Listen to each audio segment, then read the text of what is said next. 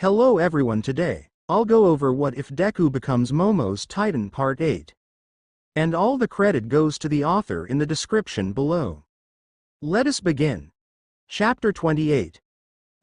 This is the way to live. Leaning deeply into a leather armchair that he dragged there from one of the apartments, Wolfram looked over the whole island from the control room. Overtaking this overgrown raft was rather easy, especially when the security was switched off. A few heroes that were stationed on the island were not able to stop a flood of 1,500 robots, especially when defending the civilians. It was so easy, in fact, that it was boring. Hearing a hiss from the opening doors, he looked in their direction, a grin immediately plastering itself on his face. David Shield. What an honor to meet the best innovator of this century, he called out in a jovial tone. Two of his subordinates pushed the bespectacled man into the room, his hands firmly locked behind his back in a quirk suppressor cuffs. What do you want? Glaring at the villain, David kept his ground as best as he could. What do I want? That's a big question, you know. I want freedom, like everyone else, and you will help us achieve that. The masked man replied, taking a sip from an expensive-looking bottle of alcohol. You want freedom? At the cost of everyone else's? Did you know that I wanted to be a hero once? With that too-tight spandex suit and a cape blowing in the wind as I saved the day. The villain began, with the scientist rolling his eyes. I don't need an exposition. Are you going to monologue at me now? Can't you just shoot me? Spare me the suffering? David asked with amusement. Hey, you are a different man from what I imagined. But would you kindly shut the fuck up? Wolfram replied while gesturing to one of the guards. With a swift motion, the masked man to David's left hit him in the stomach, causing the scientist to crumple to the ground while gasping for air. Thank you. Now where was I? Ah yes, heroes. Everyone laughed at me, my quirk too weak to be one. They just crushed me into the ground so I wouldn't try to have hopes and dreams like that. Now? Look over there, he said, gesturing with the bottle to the ground level where the grunt units were standing on standby. From this height, they were looking like ants in a neat formation. I'm commanding a large force, with my band of misfits to boot. I took over the floating Tartarus in a few minutes. I'm a powerful man now, more than most heroes. Isn't that ironic? He said, taking another sip. You took thousands of people hostage, just because of your bruised ego? You are an insane man. David replied after a few moments of silence. Maybe not. That's not what's important right now. My employer, the leader of the MLA, wants this raft under his control. That includes eggheads too, especially you. Wolfram calmly said, taking yet another sip. What for? That's well above my pay grade, I'm afraid, but you can help me here while we're at it. The villain continued while reaching to the ground on the other side of the armchair that the scientist couldn't see. Like every good pirate would do, I looked through all of the loot that fell into my hands. Most of it was just normal, maybe a few trinkets that would be cool. But the cherry on top was something I found in the permanent storage, something that was evidently put there just to gather dust and never see the light of day again. What he had in his hands was something that resembled a circlet, with 6 arms reaching from the back to the front. How did you find this? It's supposed to be destroyed. With wide eyes, the scientist exclaimed, only after a second understanding that he had made a fatal mistake. Oh, so this thing does work. Probably as advertised too, With a large smirk, Wolfram tossed the bottle away, only for it to crash into a million pieces from the contact with the wall. Let us see then, what it can do. Taking off his face mask, Wolfram slipped on the headgear with a giant smirk. Looking with awe at the screens before her, Momo didn't know how to feel right now. They gathered themselves shortly after their jaws left the ground, taking all the equipment with them and boarding the mechanical giant that Izuku became. To their surprise, the teen in question was in the middle of the giant control room that was located in the head, suspended by an arm from the ceiling. There was enough room for all of them to fit inside, even Zuko, who still carried Melissa's crate. The blonde inventor immediately started gushing about the design, about the technology used, about how Izuku-san's existence is against every energy conversion and conservation law ever. Uraraka had to stop her, otherwise, she would still be asking questions. Now, Izuku-san was marching in midair together with his colossal outer body. On the screens before her was a view of an ocean as far as she could see, with the water reaching to the chest of the giant. Uraraka was sitting on a beanbag that constructed itself from the floor when she asked her friend for it. Her hands mechanically cleaned a rifle that she had stashed in the Ion-class Titan's cockpit. Momo wasn't one to say anything, especially when she herself liked to use guns, but having one with yourself at all times was a bit much. Yes, she could create one in seconds, but that wasn't the point. Melissa was tinkering with her armor, Blonde's legs sticking out of the hatch at the top of the crate. She was doing something with Knight's help, judging from the small cloud of silvery dust near them. She wanted to speak to Zuko, but maybe it wasn't a good time right now. They were making their preparations after all. Are you nervous?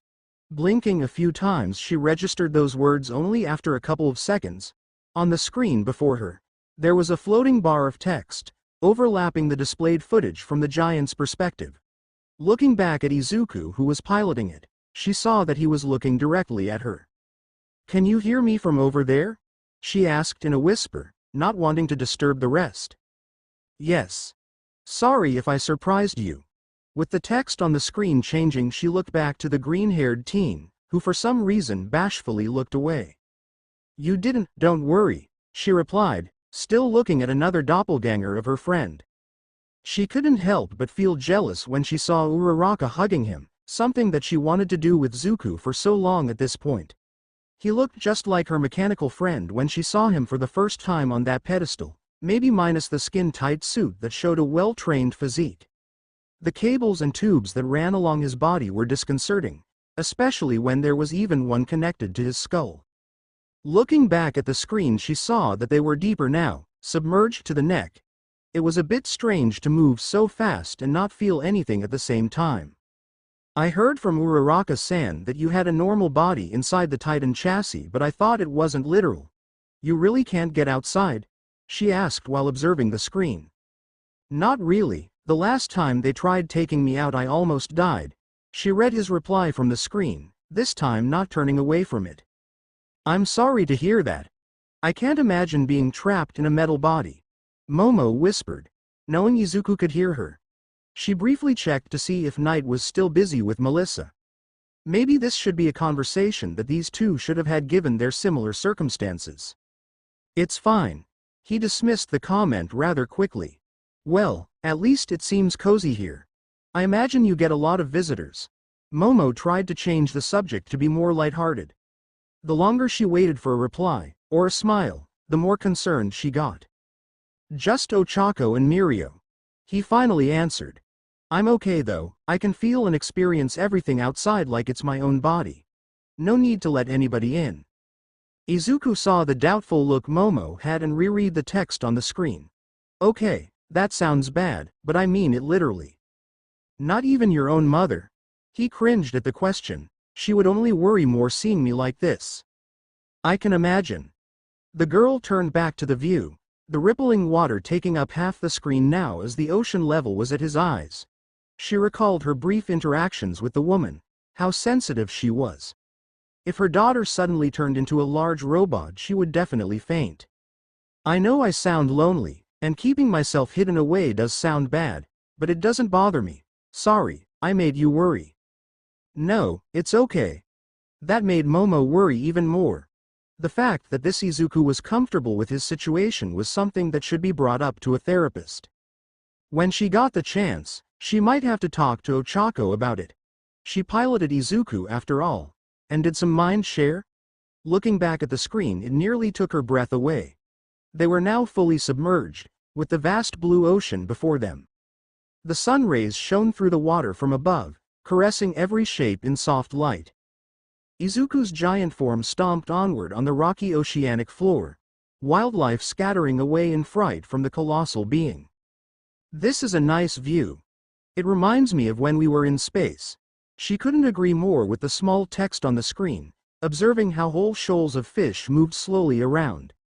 In the glimmering light from the surface, they looked like silver arrows slowly floating in some direction only known to them. Wait, You've been to space? She barely remembered to keep her voice down when that statement registered. Once, when we were battling the Nomu, we took it away from Earth so that we could incinerate it. Didn't really focus on the view at the time myself, but it's something that sticks out in Ochako's mind. Reading that, Momo remembered Uraraka telling her about something like that. You two talk as if you know each other's thoughts. Uraraka-san mentioned something about sharing a mind at one point. What's the story behind that? Momo felt they were getting somewhere better for a proper conversation, instead of pushing towards uncomfortable topics. Best to steer away from the memories surrounding his mentor's death. Izuku lifted his hand and tapped the back of his head where a cable was running to it. I think we did it through this. When we piloted the body together, we activated some type of mental link. Our thoughts, memories, actions, everything worked in sync as if we were one person. Zuku didn't use anything like that for us two to connect. This headpiece I'm wearing is a neural interface that is capable of connecting me to him, but it's nothing like what you and Uraraka-san described. It's as if his body became mine, without any difference that you could spot. He moderates the experience a bit, filters damage information, and assists me with motion if needed, but otherwise it's me alone who moves. The raven-haired girl explained what she knew. Suddenly one of the screens before her stopped displaying the outside view, and in its place, an extremely complicated set of schematics showed up. The lines and numbers are packed so tightly that one could mistake it for just a black screen. Maybe something like this? I'm sorry, but this is a bit outside my expertise, even if I'm well versed in engineering, she replied while trying to make out what was even on the screen. Standing near Melissa, Izuku's body ran scans of his environment. It was a rather impressive thing to see, a behemoth of technology and science that lumbered forward into the ocean without any resistance. He had a feeling that his quirk would be able to do something similar, but with the current power source it would be just impractical and dangerous. Not even mention the fact that he couldn't turn smaller after a stunt like that. At least he didn't want to test it, his current size already gave them enough problems. Okay. I think this will work. I'll need to polish it in the workshop when we return, but otherwise it'll hold. Melissa called from the top access hatch. The only thing visible was her flailing legs. Zuku. A hand? She called out after half a minute of struggling to get out of the predicament she found herself in.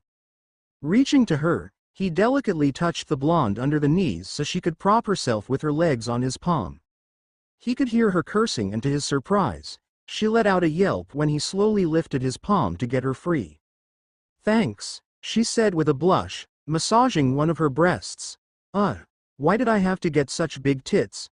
Why couldn't I be flat like Jiro? It would make designing my armors so much easier. Turning around, she grumbled to herself. Now, even if he was a giant made of steel, he was still a healthy male deep inside. So like any sensible male would do, he decided to pretend that this didn't happen, not wanting to risk his shiny metal ass, as Mina would put it. Looking back at Momo, he saw that she was looking over some kind of schematics on one of the screens. Slowly and delicately moving towards her, he stopped near, looking the displayed thing over. Hey Zuku. Have you two finished already? The Ravenette asked with a small smile. Yes, Melissa is now preparing her armor for startup. Without Luna it takes much longer, she needs to do everything manually. He replied, not taking his eye from the screen. Analyze adapt overcome protocol initiated. With that prompt his quirk scanned the schematics before him. For the first time in his life, he could feel a strain on his brain, as if the enormous calculating power it held was reaching its limits. That feeling went away after a few moments, disappearing without a trace. His meta ability didn't return anything, as if it just scanned, analyzed, and saved new technology for later use. Is this some kind of neural interface? It looks rather strange, he asked after looking closer by himself. I think so. Izuku-san designed this after hearing how you connect to me when I'm piloting your body, Momo replied. Okay. Guys? We need to go through the battle plan and iron it out while we have time, Melissa said loudly to gather their attention. She walked up to her friend with a tablet in hand, but her attention immediately went to the still displayed schematics. Pausing for a second, she slammed the device into Momo's chest, who barely caught it before the blonde inventor nearly teleported to the larger screen. "And we lost her," the Ravenette commented with a sweat drop after Melissa started to mutter and giggle to herself in a mildly disturbing way. "Let her have it. It's important to relax and clear your mind before a battle," Knight replied with a sigh. "Maybe you should change into your combat attire in the meantime?" "My hero suit? You brought it along too?" "Yes, Melissa had it in her workshop for repairs, so we decided to take it. You should consider adding more protection to your vital organs, even if your body is more resilient than normal," the Vanguard-class Titan replied, already walking back to the transport crate to retrieve the mentioned suit. "Ah crap, I didn't bring mine." Ochako pouted while seeing the case with a red 20 on it, but larger than the ones that the school provided. "Didn't you have it on you when you first arrived? Can't you use that one?" Momo asked while going behind the large crate for a bit of privacy. "That was something made by Izuku, but anything that leaves his body just disappears. My own suit is back at Arua, probably in the classroom," the brown-haired girl replied while observing Melissa, who was glued to the screen still displaying the schematics from before. A soft whooshing sound directed her attention back to the Ravenette, who was just stepping out from her impromptu changing room. The twin engines on her hips were hissing slightly with a small puff of white steam that quickly dissipated. She was clad in a dark red suit that covered even her neck with small plates of black armor strategically placed around. Her face was partially covered by a headpiece that shielded her forehead and sides of the head and a semi-transparent visor that left only her nose and mouth free. After a few seconds, the red-tinted screen rose back into the headpiece, together with her jump kit retracting to an idle position. "If you tell me what you need, I can probably create something decent for you. It's better to have some protection in the field," Momo said with a smile. "I'll help. Maybe Izuku has some schematics and ideas? Taking into consideration her meta ability, I would suggest some method of emergency propulsion," Knight butted in. Performing a quick check of his own systems, Knight stood to the side while observing Melissa and Momo finishing the last preparations of their own. They were standing still on the oceanic floor, around 600 meters below the surface. The island wound flowed over them in 15 minutes and the operation will begin. He wasn't stressed or anything like that. The closest thing to worry would be his objective of keeping Princess safe, but with her teammates, she would be okay. In a way, taking the attention away from the three girls was the best thing the two mechanical giants could do to secure their safety. Uraraka was slotting a few last magazines with ammunition onto her new combat suit, rows of special holsters already full. She was using some variation of pulse ammunition, especially designed to be critical for robotic opponents. Knight himself opted for a more direct approach, his Gatling guns already loaded with ammunition that would outright crush his opponents without going through them like tissue paper. The sound of starting up machinery filled the relative silence, getting the attention of everyone. Melissa climbed back onto the crate and slid into her armor, this time disappearing whole into the opening. After a few seconds, the entire contraption started to unfurl like a strange square flower, revealing the blue, red, and yellow plating of her javelin. It looked more sleek and lightweight than in the finals of the festival, but still covered the blonde inventor from top to bottom. "Okay, everyone's ready?" Melissa asked after her helmet retracted a bit to reveal her face. The two other girls nodded back, with Ochako eyeing the now much taller and armored girl a bit. "I'll go outside to be ready. We will begin anytime now," Knight said, already making his way to the airlock that let them inside before. "Wait, like, right now?" Momo asked after registering what her friend said. "Yes. I'll need to deploy in the fastest manner possible to ensure that enemies will focus on me," he replied after stopping and looking back. "Don't worry, water pressure isn't a problem for me," he added after seeing her worried face. "Just, please be careful, all right?"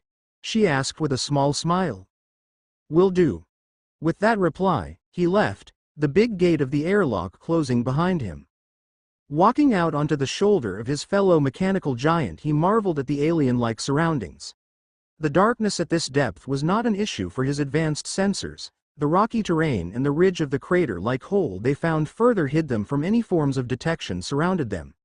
He felt a slight déjà vu, as if he was in a similar situation in the past, and taking into consideration the already recovered memories, he probably was at some point. The Vanguard-class Titan leapt off the shoulder into the waiting palm of the fellow giant, the water-resistant being nothing more than a nuisance. After a few minutes, he received a message from Princess that they were going to move, and true to her words, Izuku started to ascend rapidly with the help of some thrusters that the knight hadn't seen earlier. The giant shadow of the island was starting to be visible, covering kilometers of surface and obstructing the moonlight. Taking a good hold of Izuku's hand and bracing on one knee, he prepared himself not to get swept by the rapid movement of the water. Breaking the surface, he was tossed into the island, correcting his trajectory to crash into the largest group of robots that he could find. With one of his small opponents folding in on itself under his giant foot, Knight brandished his sword and cleaved the closest robots in half with a single powerful attack. The Gatling on his top to aim at the ones beyond the blade's reach, ripping apart the rest of the group that he leaned in L. Another 10 units rounded a corner. To his surprise, they opened fire with built-in weapons. The new opponents were a bit larger and more bulky, probably to incorporate ammunition storage and targeting systems. Instead of their left arm, they hand an automatic rifle, all 10 of them firing in sync at the battling Titan. With the bullets harmlessly plinking off his armor, Knight aimed with the missile launcher. A high explosive rocket impacted into the first one, ripping it apart and creating enough shrapnel to do the same to the following 9. While you may surrender, I hope you don't. I didn't bring these guns to show off, he taunted, certainly hoping that someone was watching through the security cameras. He took the bigger gun from his back into his right hand and started to mow down anything that tried to enter his kill zone.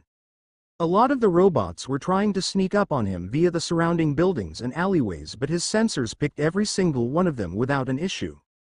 Without stopping his fight, he saw a giant pillar of water shooting upwards, accompanied by a horrible sound of tearing metal. After a few seconds had passed, the whole superstructure of the island tilted minutely, as if something massive was placed on one side. Picking up the signal from Momo's headpiece, he started to move alongside them, trying to cause as much mayhem and destruction as he could. Equals message sent to Princess. Be advised, the enemy has ranged units. Observed ratio is 1 to 10. He informed his friend while dispatching another large group with a salvo from his rocket launcher. Zuko said there are enemies with ranged weapons, be careful. Momo said to Uraraka, who took the point in their small formation. Melissa with her suit set to silent running was at the back, intending to act as a literal shield if an attack from there would occur. The 3 of them swiftly moved throughout the technical access tunnels, moving to Melissa's den. Izuku is relaying the position of every robot to me. While he seems to be letting them get fairly close to himself, there's pretty much a dead zone around Knight. The brown-haired girl stated that after another series of explosions could be heard. The ungodly roar of the twin Gatlings creates a nearly constant background sound at this point. You saw how angry he was when Luna went offline. What else did you expect? I'm worried about him using so much munitions though. Melissa replied from the back, her footsteps producing a low hydraulic hiss. He has a brand new reactor core, he'll be fine, Momo stated, but it sounded more as if she tried to convince herself than anything else. 2 guards at the door. Their left arms are replaced with rifles, Ochako said after peering around the corner. There stood a 2-story building with only a few small windows on the 2nd floor. The 2 robots stood on guard on the sides of a large metal gate that had signs of someone trying to get inside by force. One of the doors was nearly ripped off, mangled, and hanging on only one hinge. It looks like they got inside your lab. What now? The brown-haired girl asked with her gun at the ready. They didn't. Telemetry shows that the inner gate is holding and there were no breaches detected. We need to clear this building and restore the power. Then Luna can wrestle the control back and we are in business. Melissa replied while taking a peek by herself with a small camera in her hand. I can tank up to 20mm armor piercing in this. You 2 go up and disable them when they're distracted by me. The blonde inventor ordered, with the 2 nodding and scaling the building with ease. Yeah, alrighty, no biggie, I've been shot at already multiple times. Trying to hype herself up, she activated one of her gauntlets, unfurling a big round shield colored similarly to her whole armor but with a large white star in the middle. "Don't fail me now, Captain America," she continued to mumble while checking everything for the last time. "You know that your comms are on, right?" Momo's voice rang in her ear, causing her to blush bright red. Thankful for her full body armor, she huffed to herself, just to mask her embarrassment, and stepped out into the open while raising the round shield to protect her face and torso. Immediately a rain of bullets impacted into her, making the whole power suit shake from the force. Gritting her teeth, she stepped closer, just to be sure that the whole attention was on her. After another second the shooting stopped, with her friend giving an all clear. "Did you really call this shield, Captain America?" Momo asked after she landed harshly just beside her. In her hands was a large caliber rifle with a silencer. "That's adorable." Ochako butted in too, after landing on her other side. Just let's get inside." Ignoring them both, the blonde led the way, stopping briefly near one of the robots with its head blown off. "This thing looks somehow familiar. I saw this design somewhere before," she commented, but decided to leave it be for now. Entering inside, they were greeted by two more grunt units, both dispatched quickly by Momo and Ochako. The place looked trashed, every single door busted down and the rooms beyond turned over. After a short trek inside, the three girls found themselves in front of a rather large set of doors, a few scorch marks visible on the surface. A large variety of tools were scattered around, most of them broken in an attempt to get through the doors or walls surrounding them. Walking to the side room, Melissa connected her suit to a port near one of the terminals. "It's good, those idiots just used the remote breakers to sever the power," she commented, using her new pseudo-neural interface to restore everything to working order. "It'll take a short while for Luna to get back up. I deactivated the breakers so they can't be operated remotely for now. Let's go and try to locate the hostages. Maybe we could gather a larger fighting force with the security staff," she continued, retracting the cable she used to connect to the computers. "Gals, we have a problem. All of the robots on the island are coming here. Knight and Izuku are coming too, but the enemies will be first," Ochako said with a bit of nervousness in her voice. "We should bunker down here. We have a choke point. They can't get in here more than a few at once. We will just gun them down until the boys arrive," Momo suggested, already creating a more suitable weapon for the coming engagement. Walking up to a massive metal cabinet, Melissa kicked it over and pushed it to the entrance. Taking a few steel stakes from the raven-edge, she secured the impromptu barricade and took the rifle that Momo had created earlier. Hiding behind the doorway to the side room and kneeling now armored blonde, they waited for nearly a minute. The loud cacophony of metallic footsteps announced the arrival of their opponents. Momo opened fire immediately. A .50 caliber machine gun spewed bullet after bullet, stopping the charge nearly instantly. The power of creation shone in the belt that was clipped to her forearm, feeding the gun with a nearly unlimited amount of ammunition. Uraraka waited for a bit, letting the Ravenette's attack take care of most of the incoming robots. Spotting one of the ranged enemies skulking in the back, she fired 2 shots center mass in quick succession, the mechanical enemy spasming and smoking when the special pulse ammo fried it from the inside with high voltage. Melissa kneeled before her friends, the round shield now being large enough for her whole frame to hide behind. She used Momo's rifle in the same way as Uraraka, letting her black-haired friend deal with the brunt of the seemingly unending wave of enemies and taking out anything that got too close. With the corridor getting slowly blocked off with the small mountain of robotic corpses, the attack lessened. Even then, Momo didn't stop shooting for even a second. Suddenly the brown-haired girl leveled her rifle at a wall nearby, just in time to gun down one of the robotic enemies that busted through it. She kept taking them down one after another, creating a small barricade with the destroyed mechanical soldiers. After nearly 2 minutes, the attack ended with a resounding boom that shook them all, the destroyed robots nearly filling the passages. Gunfire and other explosions of noise could be heard outside. The Titans had arrived and were clearing out the rest. Ochako took her helmet off, wiping the sweat that had developed on her forehead. "That was intense," Momo commented after a while, dropping the gun in her hands that was steaming from the heat. She unclasped the feeding mechanism from her forearm and tossed it aside too. Your quirk is a cheat, Ochako stated after taking in the sea of spent casings around the Ravenet. She easily burned through 1,000 bullets without even stopping or reloading, and she clearly didn't have to anytime soon. The brown-haired girl had a feeling that her new friend would destroy her own weapon faster from overheating than run out of ammunition. That's an understatement of the century, but let's discuss that later. Isn't it strange that we didn't encounter any human opponents? An operation like this must have overseeing personnel or a commander of sorts, Melissa stated, with the sounds of combat from the outside winding down. I would guess that they are panicking with Zuko and Izuku-san's rampage.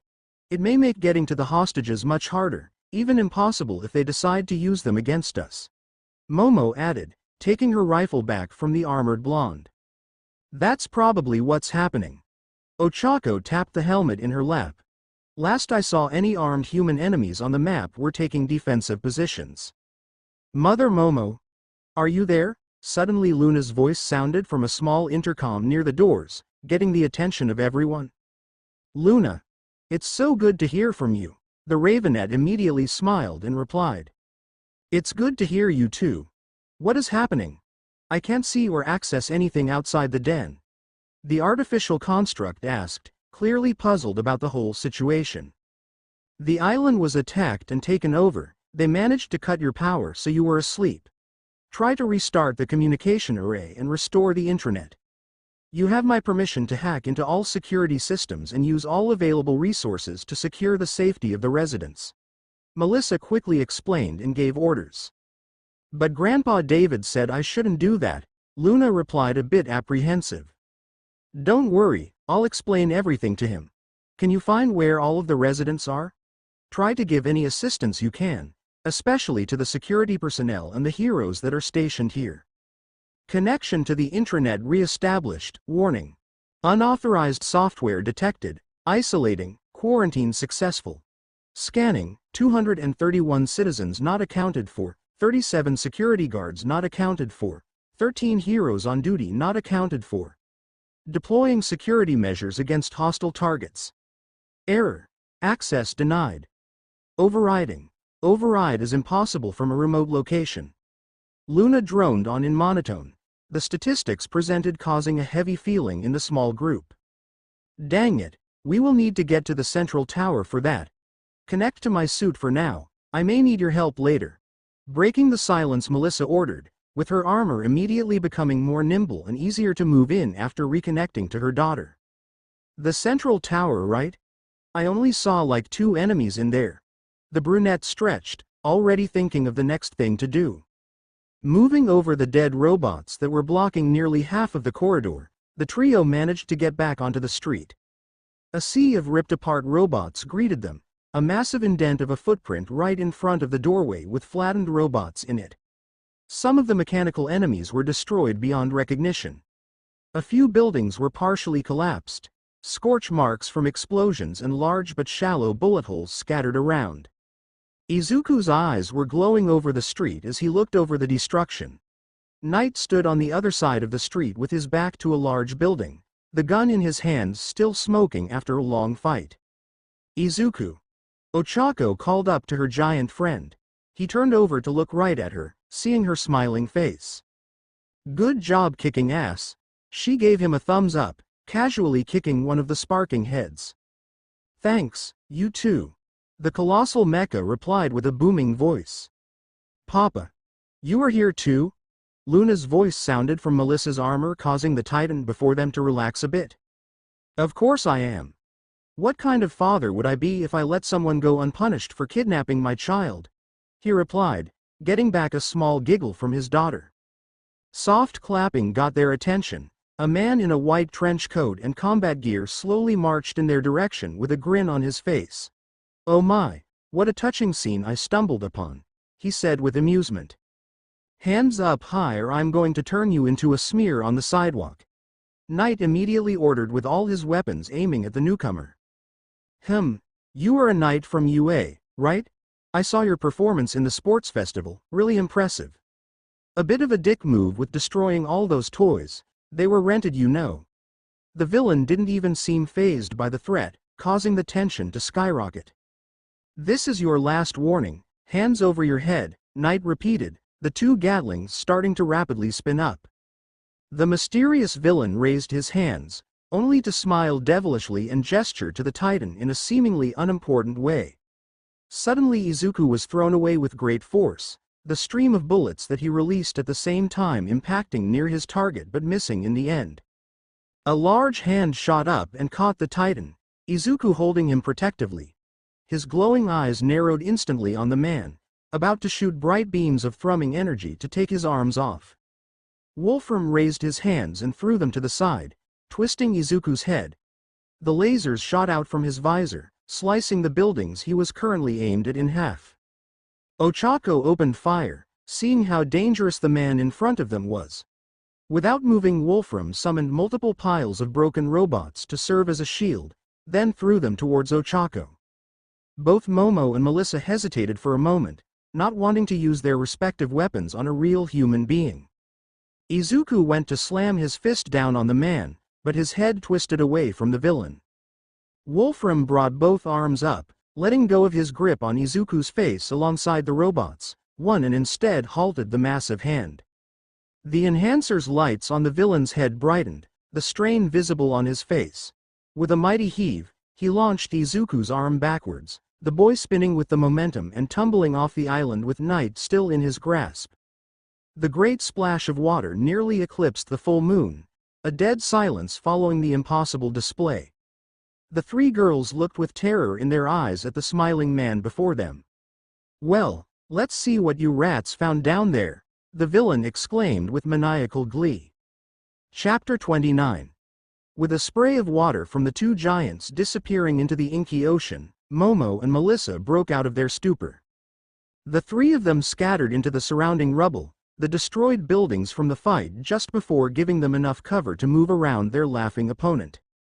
Moving out of her cover, Ochako barely managed to dodge a large steel beam that was ripped out of one of the structures around. Ducking behind a large piece of concrete, she opened fire, but to her chagrin the bullets stopped midair, clearly being ineffective. Seeing the man starting to move his arm, she withdrew behind the crumbling wall, just to hear her own bullets striking all around. The red-headed man clearly was having fun, laughing all the time like a kid in an amusement park. Wolfram simply continued to laugh, halting another series of bullets mid-air without more than a thought. He then turned to Melissa, who had leapt to punch him from behind, being stopped mid-air as she struggled against his magnetic grip. "Your father has created such wonderful things only to have them collect dust. So tell me, what did he prize to have so much security for?" "Like I'd tell you," Melissa roared out, only to be thrown against a building. Maybe not without some persuasion. Wolfram pulled the armored girl out of the wall, tossing her into a small shop. The man suddenly spun around, rebar shooting out from under him and gripping a wooden staff that Momo had made. That was somewhat smart. Too bad I can still feel the metal in your hero costume." Tugging at the turbines attached to Momo's hips with his quirk, the girl was sent spinning until she crashed into Melissa getting up from the rubble. "Mom, this is really bad," Luna informed her, panicking as she went over the suit's systems. "Servos and actuators are already experiencing 68% failure, power supply at 12%, and armor integrity is already less than 22%. One of the power cells is entirely destroyed. You are losing power too fast. The javelin wasn't made to handle these levels of magnetic forces too. We just need a window," Momo called out, making a plastic-based grenade from her stomach. Tossing the hastily made device, Wolfram simply made a shield of metal to protect himself. When the smoke cleared, he smirked towards the girls. "Let's see, which of you is least important?" He looked between Momo and Melissa, metal shards hovering ominously around him. Clonk! Arg! Wolfram grabbed the back of his head, glaring at the one who dared throw something at him. Ochako had a weightless pillar in her arms, dozens of floating pieces of broken street in front of her. She smirked at him smugly, already hurtling the stones at the villain. He made a hasty sphere of metal around himself, the rocks dinging against the shield. Once the onslaught was over, he shifted the metal to make a large spear. "You have just volunteered." Boom! The entire island shook, everyone struggling to keep their balance from the sudden shift. What was that? Melissa kept looking around to find the source. It felt like our island just crashed into a reef. I don't know, I'm not connected to the island's main systems. Luna replied, using her mother's suit as the means of even seeing anything outside the den. A whistling noise started growing closer, Wolfram looking up to see something fastly approaching. Knight was rocketing through the air, all his weapons locked on the villain.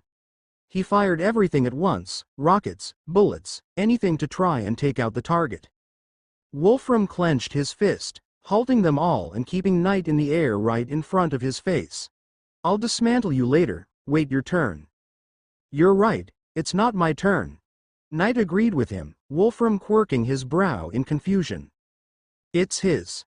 A slight green shimmer reflected off his armor plates, alerting Wolfram to the danger above. Izuku came storming down with his foot ready to crush the man. Slamming the Titan down, he held up his hands to catch the massive metal boot, gasping at the effort to stay alive. You should know that isn't going to work by now. Wolfram taunted, only for his eyes to widen in fear as the thrusters at the bottom of the enormous giant's foot started to glow brightly. In an act of desperation, he brought the frozen Titan over to shield himself from the heat. Izuku stopped, seeing his ally in the crossfire. In that moment of hesitation, Wolfram used as much strength as he could to swing Izuku's foot and Knight back towards the sea. The giant stumbled, digging his fingers through the road to stop the villain from removing him. Wolfram used his quirk to grab the digits, unlocking them from the street and flipping Izuku back over to fall into the ocean with his smaller counterpart. Where did that big one come from? Wolfram panted with sweat running down his face, not liking the fact that he had found the limit to his quirk with the enhancer active. Zuku. Momo called out in horror, her friend flung away like a doll. She felt pure fear when his large form clipped one of the still-standing buildings, smashing right through it just to skip 2 more times like a stone on water and disappear once more into the black abyss of the ocean around. Hey, I recognize you now. You are that princess of his from the festival, that one made me laugh so hard. The mocking voice of the villain caught her attention. By instinct she started to go through all known to her elements, compounds, alloys and polymers. If I remember correctly, you are a high-priority target too. Sensei would love to get his hands on that quirk of yours. Maybe when I'll be tearing your boyfriend limb from limb I'll let you watch. Aren't you curious how that lumbering body of his works? Wolfram continued, starting once more to laugh at the end as if he told the best joke ever. Reaching to her waist, Momo disconnected the jump kit from the rest of her suit. Tossing it aside, her limbs started to shine in the power of creation. The destroyed shop she ended up in with Melissa getting bright from the display. Seriously? You're wide open. With a cocky grin, Wolfram gestured to the shattered robots that litter the ground with one arm. A rain of sharp fragments shot out into the shop, being stopped once more by Melissa's large round shield. You never learn, do you? Aren't you supposed to be the clever one? He huffed in annoyance. Raising his hand, he grabbed the armored girl with his meta ability, the amount of metal in the suit being much less than he anticipated but still enough to use. He pulled her forward, intending to finish her off, but a stream of bullets caused him to drop the blonde inventor to defend himself. Stop scurrying around. He roared after spotting that the area he attacked back was already empty. A roar of rocket engines caused him to look back to the 2 girls from before, both of them flying at him with alarming speed. Reflexively at this point he raised his hands to help with the visualization of using his much more powerful than before quirk. Stopping the charging blonde midair once more, Wolfram yanked at her legs sideways with his power, getting a satisfying crunch of metal in return. Seeing that the legs of the girl were bent at awkward angles, he tossed her backwards only to realize that the approaching Ravenette wasn't affected by his quirk at all. With a roar of her own, Momo swung a heavy-looking staff and hit him right on the torso. With a mighty impact, air left the man's lungs, but the metallic armor under his trenchcoat held firmly. Grabbing for the metal around, he tried to hit the girl with a torrent of broken robot parts and pieces of the buildings, but she ignited the engines on her gauntlets and boots, launching herself backwards from the attack. Ahahaha. That's more like it. I saw those toys in the festival. Show me something new. Wolfram taunted, starting to laugh again. Hiding behind one of the buildings nearby, Ochako looked nervously at the confrontation. She needed to go check on the blonde ASAP, especially after seeing that nauseating scene with her legs being twisted away. She observed for an opening with slight awe as the raven-haired girl pirouetted through the air, the engines around her body blasting away to jerk her from the way of an attack. Even from this distance the gravity-defying girl could make out the glow of creation from Momo's stomach, a large revolver-like weapon emerging. Is that a freaking? With a barely audible thump, the weapon fired, and after half a second a white cloud bursted out near the villain. The man didn't stay idle, shooting upwards on a pillar made of steel and cables, some of them still connected to the buildings around. He reached to his back under the large coat and took out a small gas mask, quickly fastening it on. Psst! With a sudden noise Ochako spun, with a flowing motion her sidearm already pointed at the newcomer. Whoa, it's me. Don't shoot, Melissa Whisper shouted, raising her own arms up. What? But your legs? Are you all right? The brown-haired girl immediately started to ask, inspecting the unharmed inventor before her. Luna is piloting it right now. I'm flattered that you think I wouldn't scream my tits off if something like that happened to me, but we need to get to the control room in the central tower. Melissa replied quickly, ducking behind the same cover as her new friend when a large explosion sent some shrapnel around. What about Momo-san? We can't leave her alone. Ochako raised her voice a bit, trying to talk over the cacophony that rose from the battlefield nearby. With audible shots from a large-caliber gun she hazarded a peek, while arguing back. The raven-haired girl was still in the air, blasting around at incredible speeds and using the still-standing buildings to change her trajectory at a moment's notice. The grenade launcher in one hand, firing clearly lethal explosive shells from time to time. In her other hand was a strange contraption looking like a belt-fed automatic shotgun that was spewing flames with every discharge. The amount of strength to operate both weapons like that had to be enormous. She's going to be fine for now. I need to get to the control room. You will return here to help her after that, Melissa stated, but she was clearly nervous for her friend's safety too. We need to get Luna in control of the whole island. That lunatic is ripping it apart, and without any personnel on the bridge to operate the systems it will sink like a rock, she continued. Giving a last glance to the still fighting girl, Ochako slotted her weapons back into their places. Let's go, I'll fly you there, she said while putting one arm around the blonde. Activating zero gravity on both of them, she shot the grappling hook into a building some distance away and pulled on it hard. Gripping the gravity-defying girl like her life depended on it, Melissa pushed down the urge to scream from the sudden gain in altitude. Rounding a corner the two were pushed even higher by the brown-haired girl's thrusters, soon flying unobstructed through the air in the direction of the highest structure on the whole island. The blonde's eyes traveled across her home, across the place she practically grew up in. Most of it was intact, pristine and clear like the proper city of tomorrow that Island was supposed to be. Looking back she observed the mayhem from the still ongoing fight. A few districts were already in ruins, fire starting to appear in places where the villain using some sort of telekinesis ripped out parts of the buildings to attack them or defend himself. She could only hope that people in the emergency shelters were safe from his influence.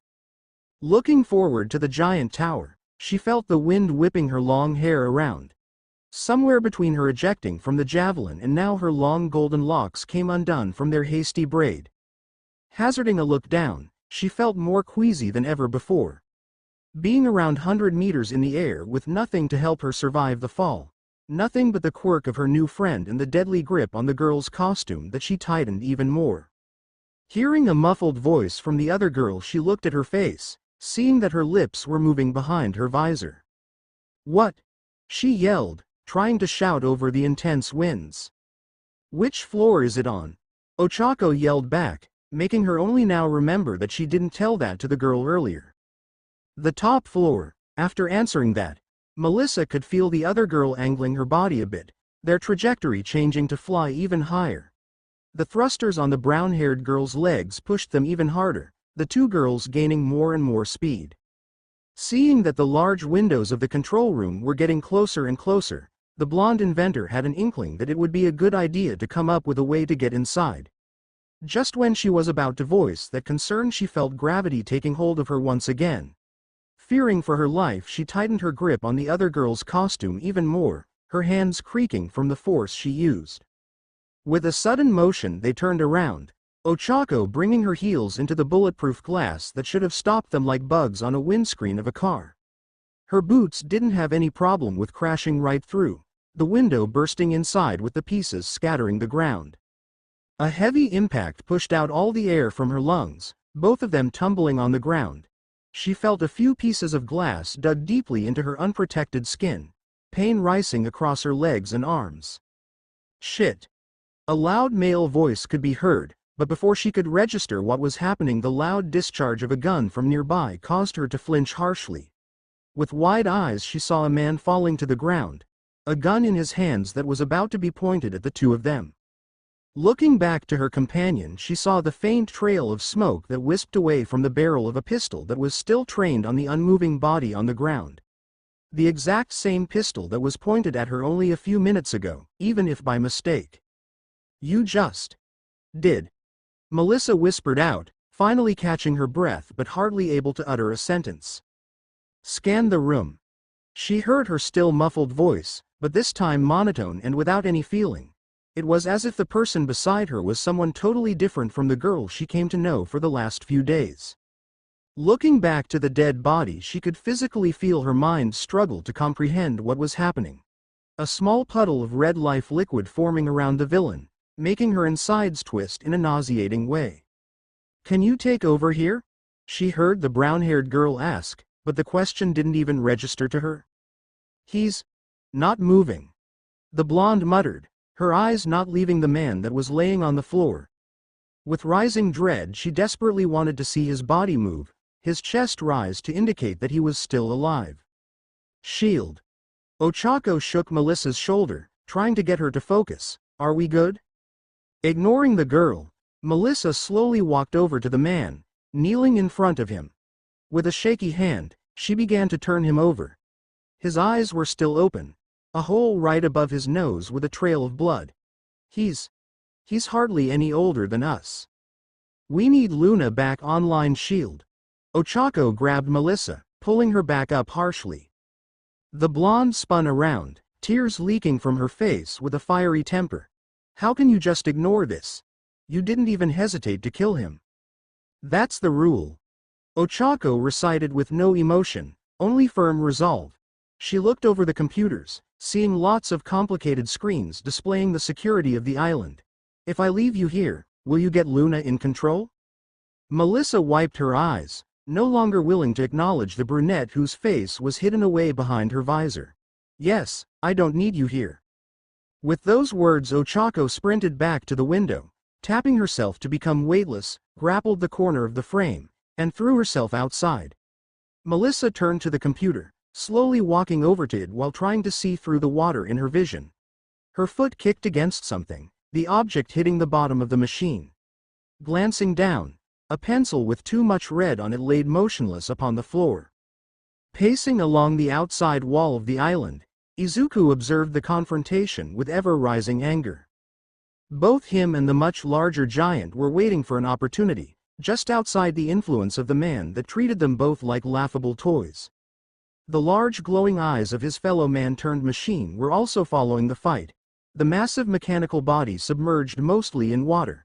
He clung to the side of the floating fortress, the fingers of his hand easily digging into its reinforced structure. Any attempt to attack was stopped with ease. Even if he used fully non-metallic ammunition, their enemy just shielded himself with more and more metal.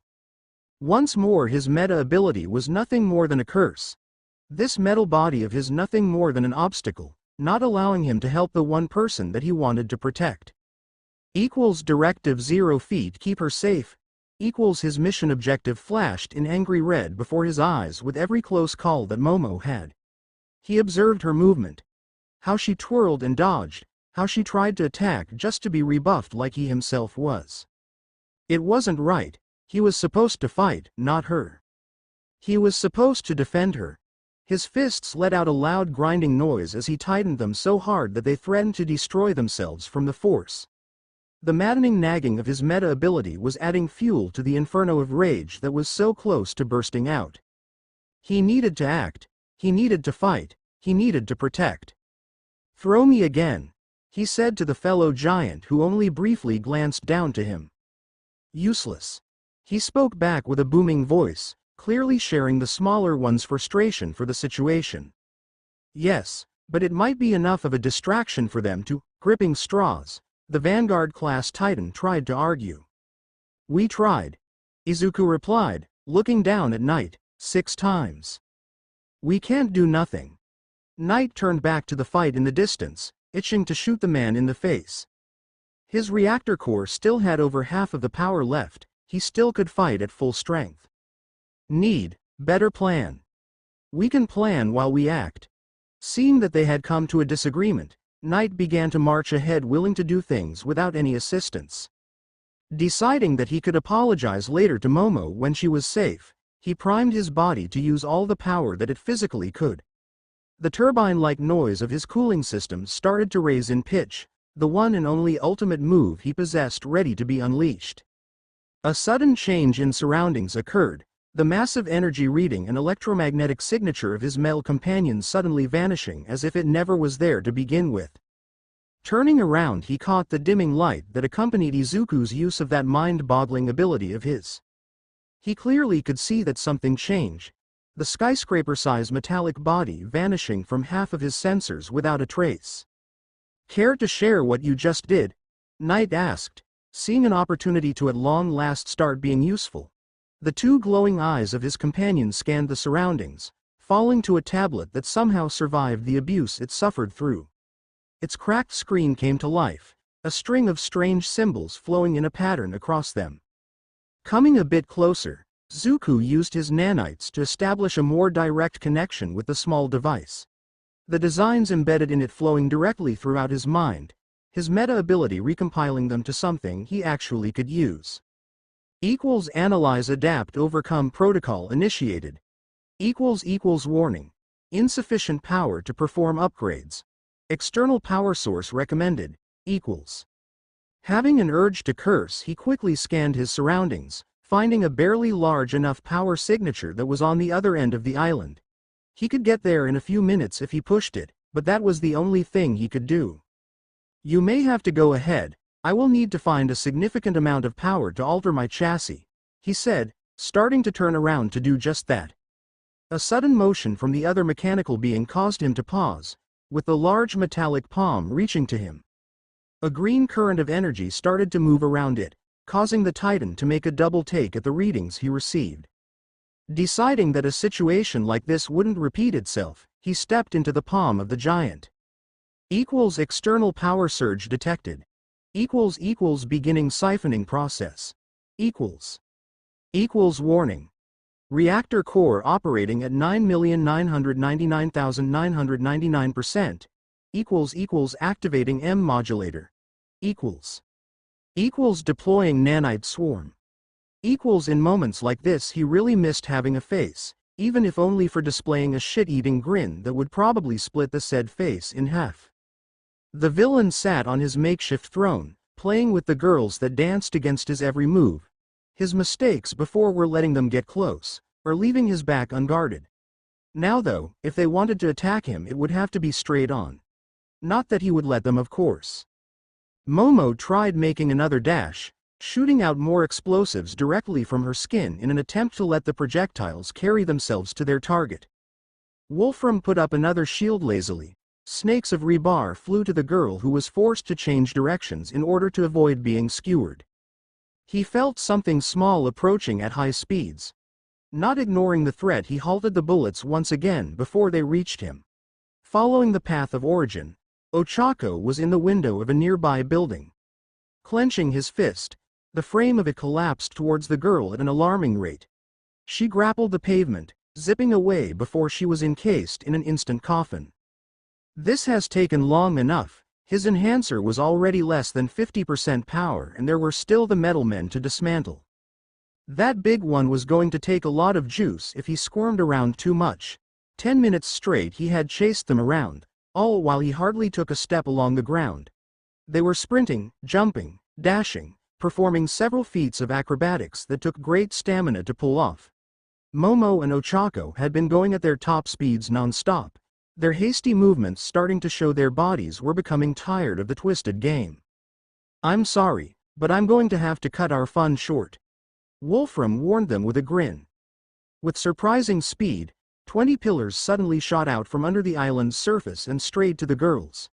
They managed to dodge the first 2, then 3, but not 15 at once, creating a makeshift, meter-thick tidal wave of steel.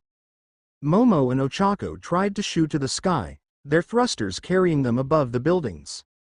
Trying to blink away some of the sweat that got into her eye, Momo pumped as much fuel into her thrusters as they physically could handle and blasted vertically into the sky. She could feel the heat even through her insulated suit, especially in her gauntlets that were starting to vibrate from the forces they needed to output. She initially fell behind her brown-haired friend because of her weight, but after a few seconds she started to gain on her. "Uraraka!" Momo shouted while steering closer. Ochako reached out with her own hand, not close enough to grab the ravenet. To close the distance she sent a grapple out to Momo, who quickly grabbed the end. Reeling herself in, Ochako smacked Momo with one of her hands, making her weightless. Now without the need to fight gravity, the thrusters on the taller girl's limbs carried them both much faster than either predicted. Swerving through the air, they tried to find somewhere that could give them the advantage.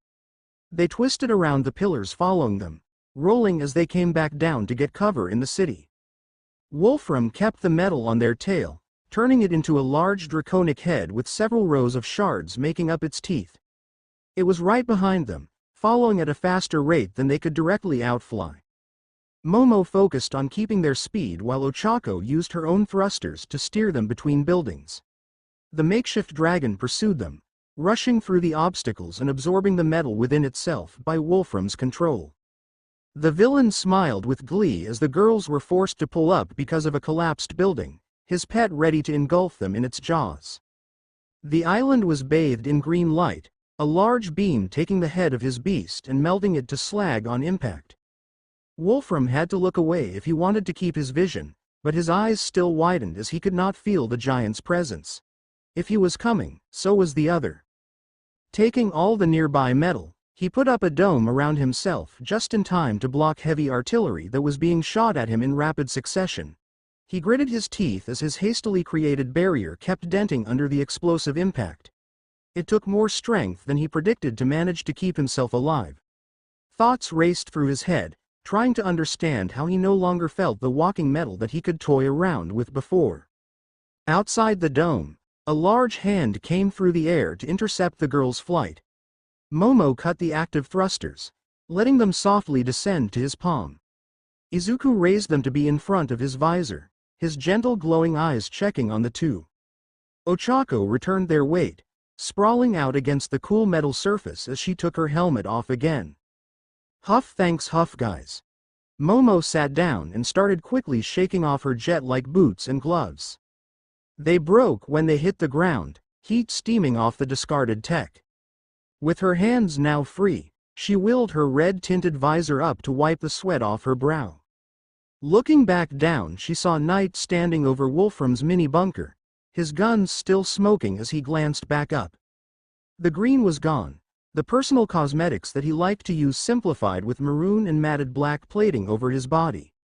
The metal also appeared different, as the moonlight didn't seem to recognize his existence. Only the glow from the eye and the sensors of the giant provided enough light to distinguish his features. "You appear dehydrated," he said, to her relief in a casual tone that he had before all of this even started. "Yeah, I could use a drink," Momo huffed, the exhaustion catching up with her. Knight and Izuku snapped their gaze up, a square shadow moving over the moon. A building was flying right at them.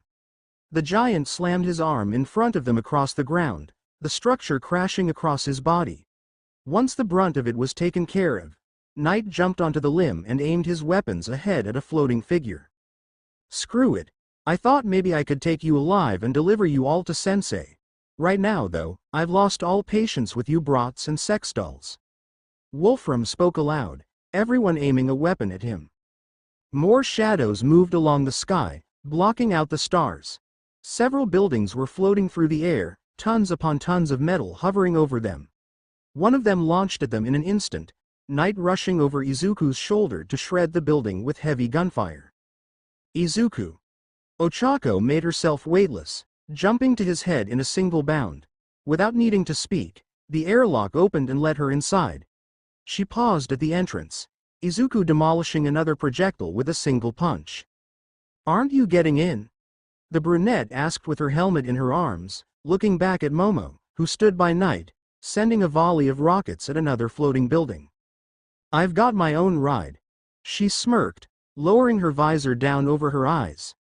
Knight gently picked her up and lifted her to the already waiting cockpit, not stopping his assault at the debris sent their way. Immediately she spotted a massive difference from before. Gone was the fluffy fortress, the padding being replaced by glowing pieces of technology that she never saw before. The pilot seat somehow got even more comfortable, as much as it was physically impossible in her own mind.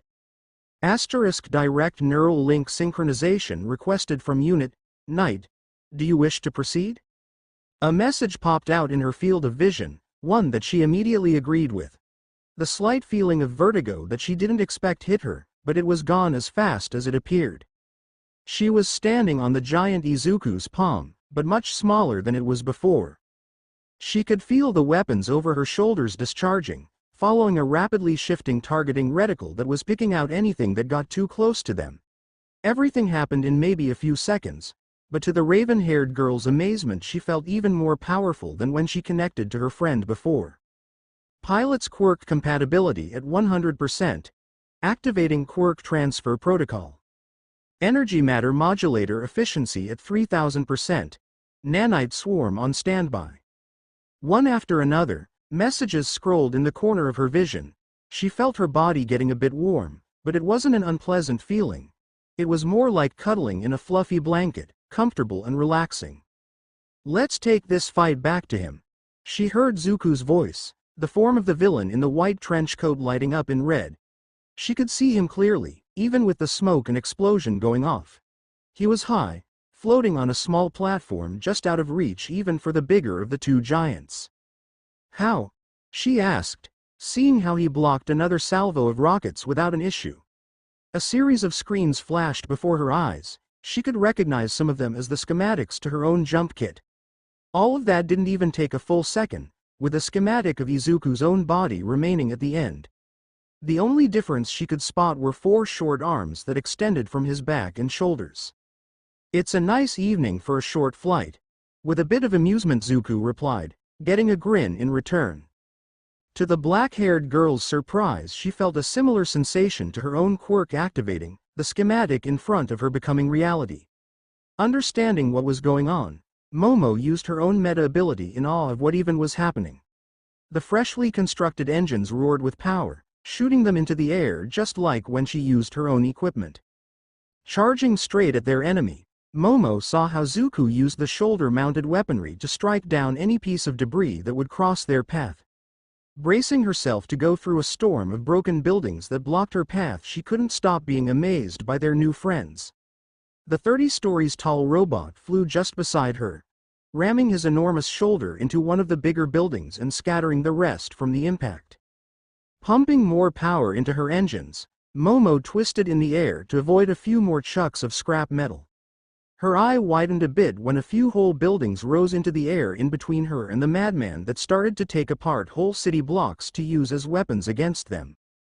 Once more the skyscraper-sized mechanical team came to their rescue, shooting a few large balls of pure plasma that vaporized the buildings in front of her.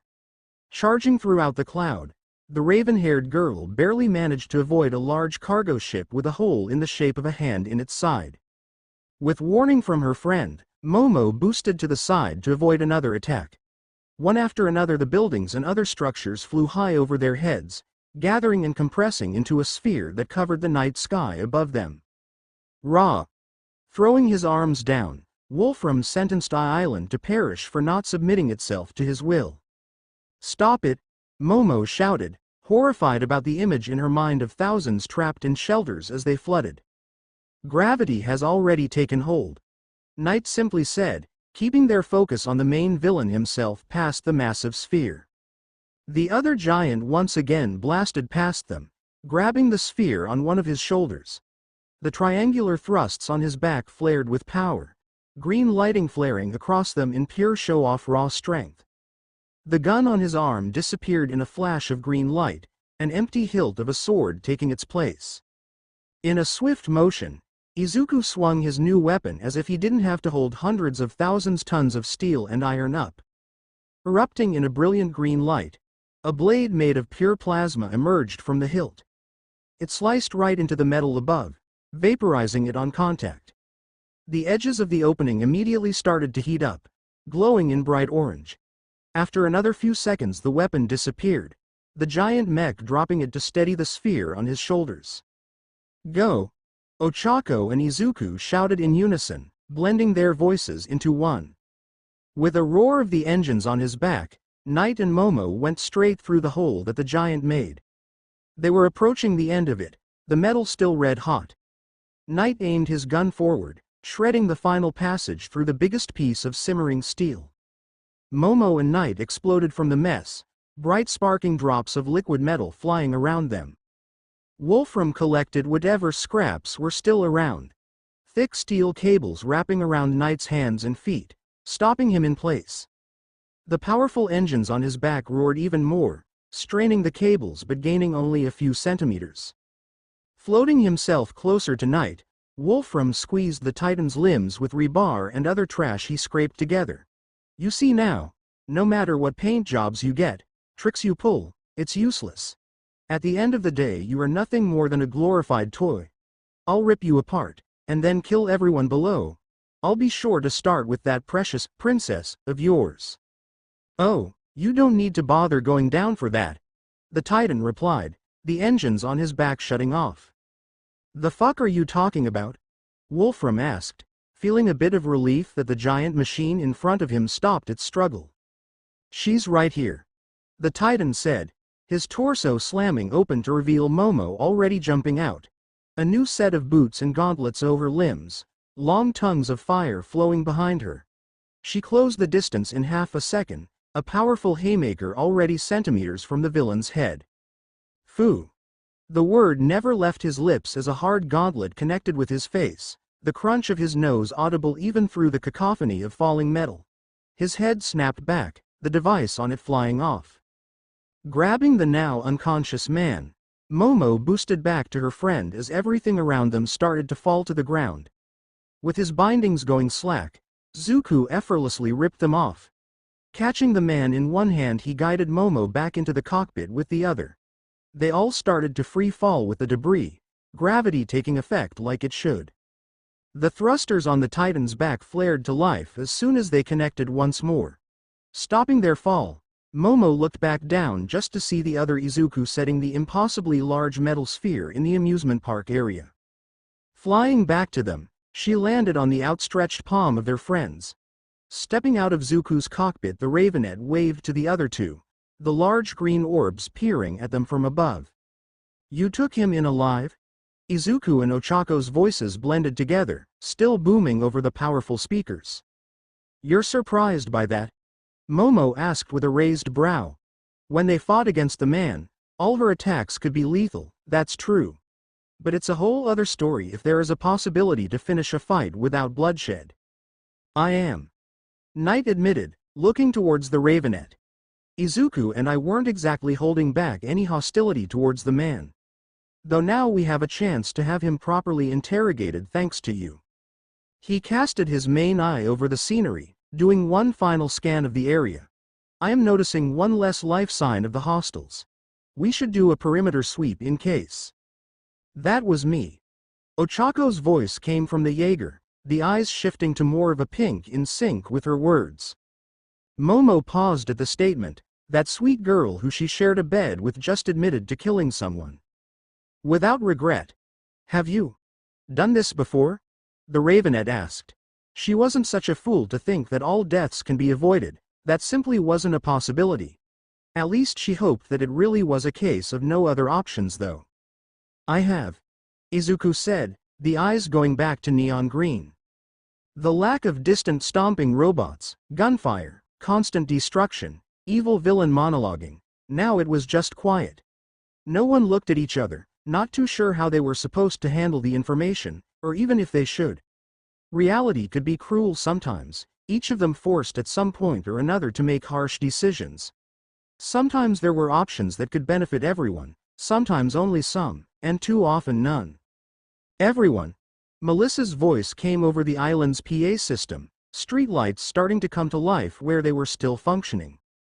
The island is secure, all emergency systems are online, and there will be care units dispatched to every shelter.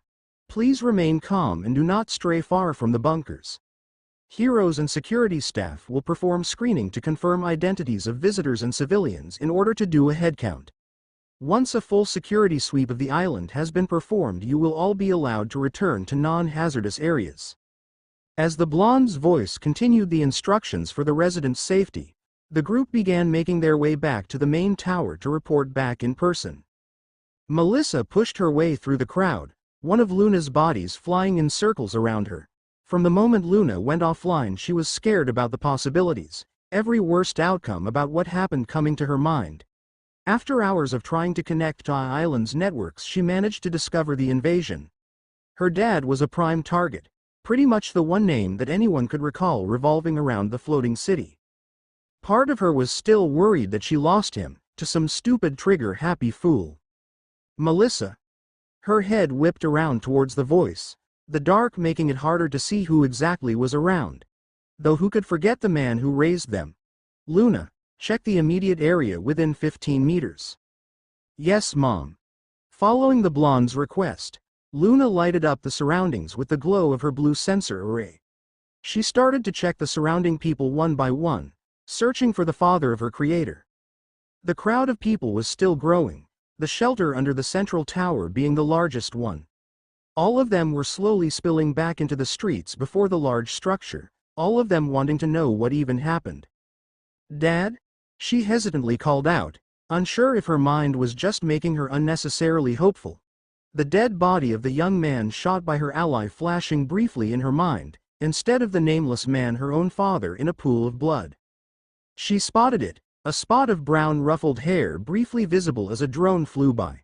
Mom, I found Grandpa. That call from her daughter felt as if a lead weight dropped from her heart. Luna locked on to the man, spinning in place with excitement. You're never gonna believe it, Grandpa. First everything was dark, then I could see again, but then Papa and Uncle turned into super fighting machines with big guns and rockets and bullets and lasers and beat up a big ball. The excited artificial intelligence spilled so many words that nobody was able to understand her this time. Even the pitch of her voice changed to accommodate the speed she spit her sentences out. Melissa charged through the masses, sprinting to the man before her. Dad. Hearing his daughter's voice, David's parental instincts kicked in and spun to the area he heard his daughter. As soon as he spotted her, he ran forward, not taking his eyes off her. Soon they found each other in one another's arms, holding them tightly in fear they would never get another chance. All the emotions that Melissa held in finally burst, the girl crying into her father's chest. He stroked her hair, rocking her back and forth as he was washed over with relief. Luna kept circling them, gently pushed her drone into their bodies to try and simulate a hug. Stomp. A gentle shockwave sparked murmurs in the crowd, afraid of either a new invader or something failing. Stomp. A slightly larger one got them to gasp, David holding Melissa a little tighter. A few loose things around shook from the vibrations that were more and more sounding like footsteps. Stomp, stomp, stomp. Something was coming towards them through the dark, blocking out some of the stars. The top of it turned, a light coming into view. At first it looked like a lighthouse, until they made out two large eyes moving to face them. Everyone was frozen, Melissa not by choice due to how her father was hovering over her protectively. Oh hey, it's, Luna started to say, but was cut off by a sudden impact before the large group of people. Boom. Knight slammed in front of them from the sky, his center eye narrowing as he stared into the crowd. Ah! A young woman shouted in fright, being the closest one to the steel giant that fell from the skies. Sheer shock mixed with terror. No one was thinking properly as they began to panic and scrambled away. "Hey Papa! Where's Mom?" Luna flew in front, then turned around to see Melissa, then turned back around. "Not that Mom, other mother, tall Mom." Instead of replying, he opened up his chest, Momo stepping out still dressed in her combat gear. A small figure floated down to them, until they could make out Ochako stepping down to the ground armed with her weapons. Between the massive thing that towered even over most of the buildings around, the walking tank, and the two girls that looked ready to take a country apart, the crowd was about to start running. A few local heroes and guards started to rush forward, acting on their training. David then recognized Knight and Momo, his muscles relaxing as his heart began to calm down. He gave them a little wave, then stood up to approach Knight. Good to finally meet the technological wonder. The man then leaned his body to the side to look past the Titan, the massive mechanical being standing behind them and looking down with radiant green eyes. "Is that your big brother?" Ochako chuckled, immediately liking the comparison. "I'm pretty sure Zuko is older," Momo noted aloud, the Izukus simply blinking at one another until they both shrugged. "Papa." Melissa got up to stand next to her father and motioned to the four. "You know Momo and her childhood crush." "Hey. But these are some new friends we made who helped us, Midoriya Izuku and Uraraka Ochako. They're from another dimension," she continued, ignoring any protests from her bestie. Seeing the dumbfounded face her father made, she giggled a bit. David's shield. The David Shield decided that his daughter had a habit of getting herself involved with things that were rewriting their understanding of, well, just about everything now. The sun's rays started to peek over the horizon, orange rays slicing between the buildings or through many holes from the chaos. The giant's body contrasted it with his large silhouette, only the outline of his frame being shown to them along with his eyes. Below him Knight crouched with his gun's stock resting on the floor as he held it steady. Ochako and Momo stood together, taking off their helmets and holding them beside their bodies. With their audience now realizing these weren't threats, but the ones who liberated them from captivity, they were in reverence for the ones who stepped in to save them. "Hey Mom." Luna floated next to Melissa. "Yes? May I say a swear word?" Melissa gave the artificial intelligence a look. Not so sure I understand or like it, but I'm too tired to care because I've been involved with too much shit lately. Look. Fine. Our family is badass." The little drone stated with as much pride as her voice could possibly hold, her mother letting out a sigh after hearing what swear word she wanted to use. Click. A man in the front took a picture, managing to get the four in the same shot. Ochako, having seen what he did, whispered to Knight, "Could you get us a copy of that?" "I'm sure I could, along with the other 87 pictures that they have captured so far." Click. Make that 88. Hoot. Hearing an unfamiliar sound, the Vanguard-class Titan looked to the girl beside him. To his total surprise, on her shoulder a large white owl was perched, somehow not even registering to any of his sensors beyond the visual systems. The brown-haired girl stiffened, turning her head slowly like a rusted-over doll. "Where, for the ever-loving All Might, did you come from?" Holding out her hand to its head, the owl fluffed its feathers as Ochako began to pet it. "How did it follow?" Izuku spoke from above, his voice reverberating through the audience's bodies, causing a lot of them to gasp. Slowly crouching down, his eyes zooming and running various scans on it. "Perfectly normal, nothing sticking out about it." The owl twisted its head around, staring back at the giant with no fear. "Hoot." The owl responded, twisting its head a bit more to look directly back at the giant. "Are we having another interdimensional crisis right now?" Knight asked with more intrigue than concern. "Nope." Melissa walked away, throwing her hands up in defeat. "I've already had my fill of multidimensional bullshit.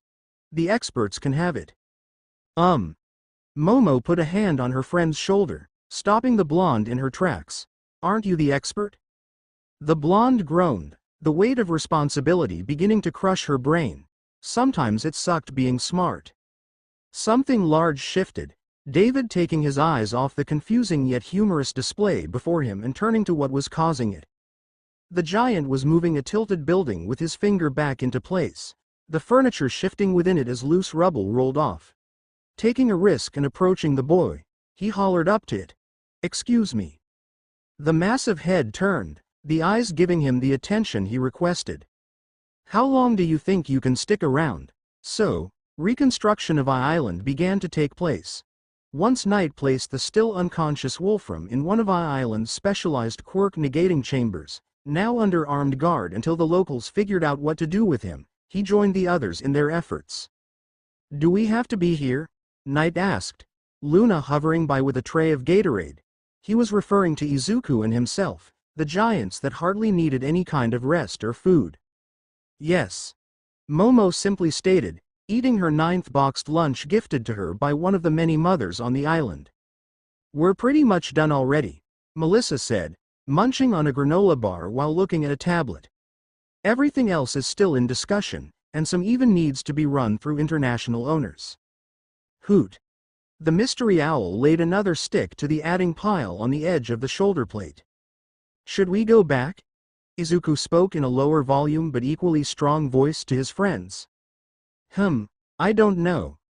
Ochako leaned back, laying against the neckpiece while taking another bite of her meal. "I mean, technically they have classes but we don't. When did your Nezu say he wanted us back?" Melissa didn't look her way, instead bit harder into her bar and ignored her. Momo noticed her best friend's silence towards Ochako, but there hardly seemed like a private moment to bring it up. Finally the Ravenet answered the brunette. "Sooner rather than later. I'm sure that Melissa's father has already reached out to him about why they allowed their daughter to enter a war zone. We also haven't informed any of our classmates about our sudden disappearance. I'm sure either the principal or All Might himself handled their concerns. If he gives his approval, I don't see anyone arguing against it." Knight summarized, looking back out towards the ocean. It was serene, peaceful, a moment of simple labor for everyone and nothing else. They could feel the warm rays against their skin, the salty air filling their noses. For the ones who ate, it was tempting to take a nap right then and there. Ochako could feel herself about to drift away, the wonderful dreams ready to accept her. While she dreamed of random things here and there, most of it was taken over by the desire to be among the stars without impending doom. "Man, I want to go to space again." "Space? Like space?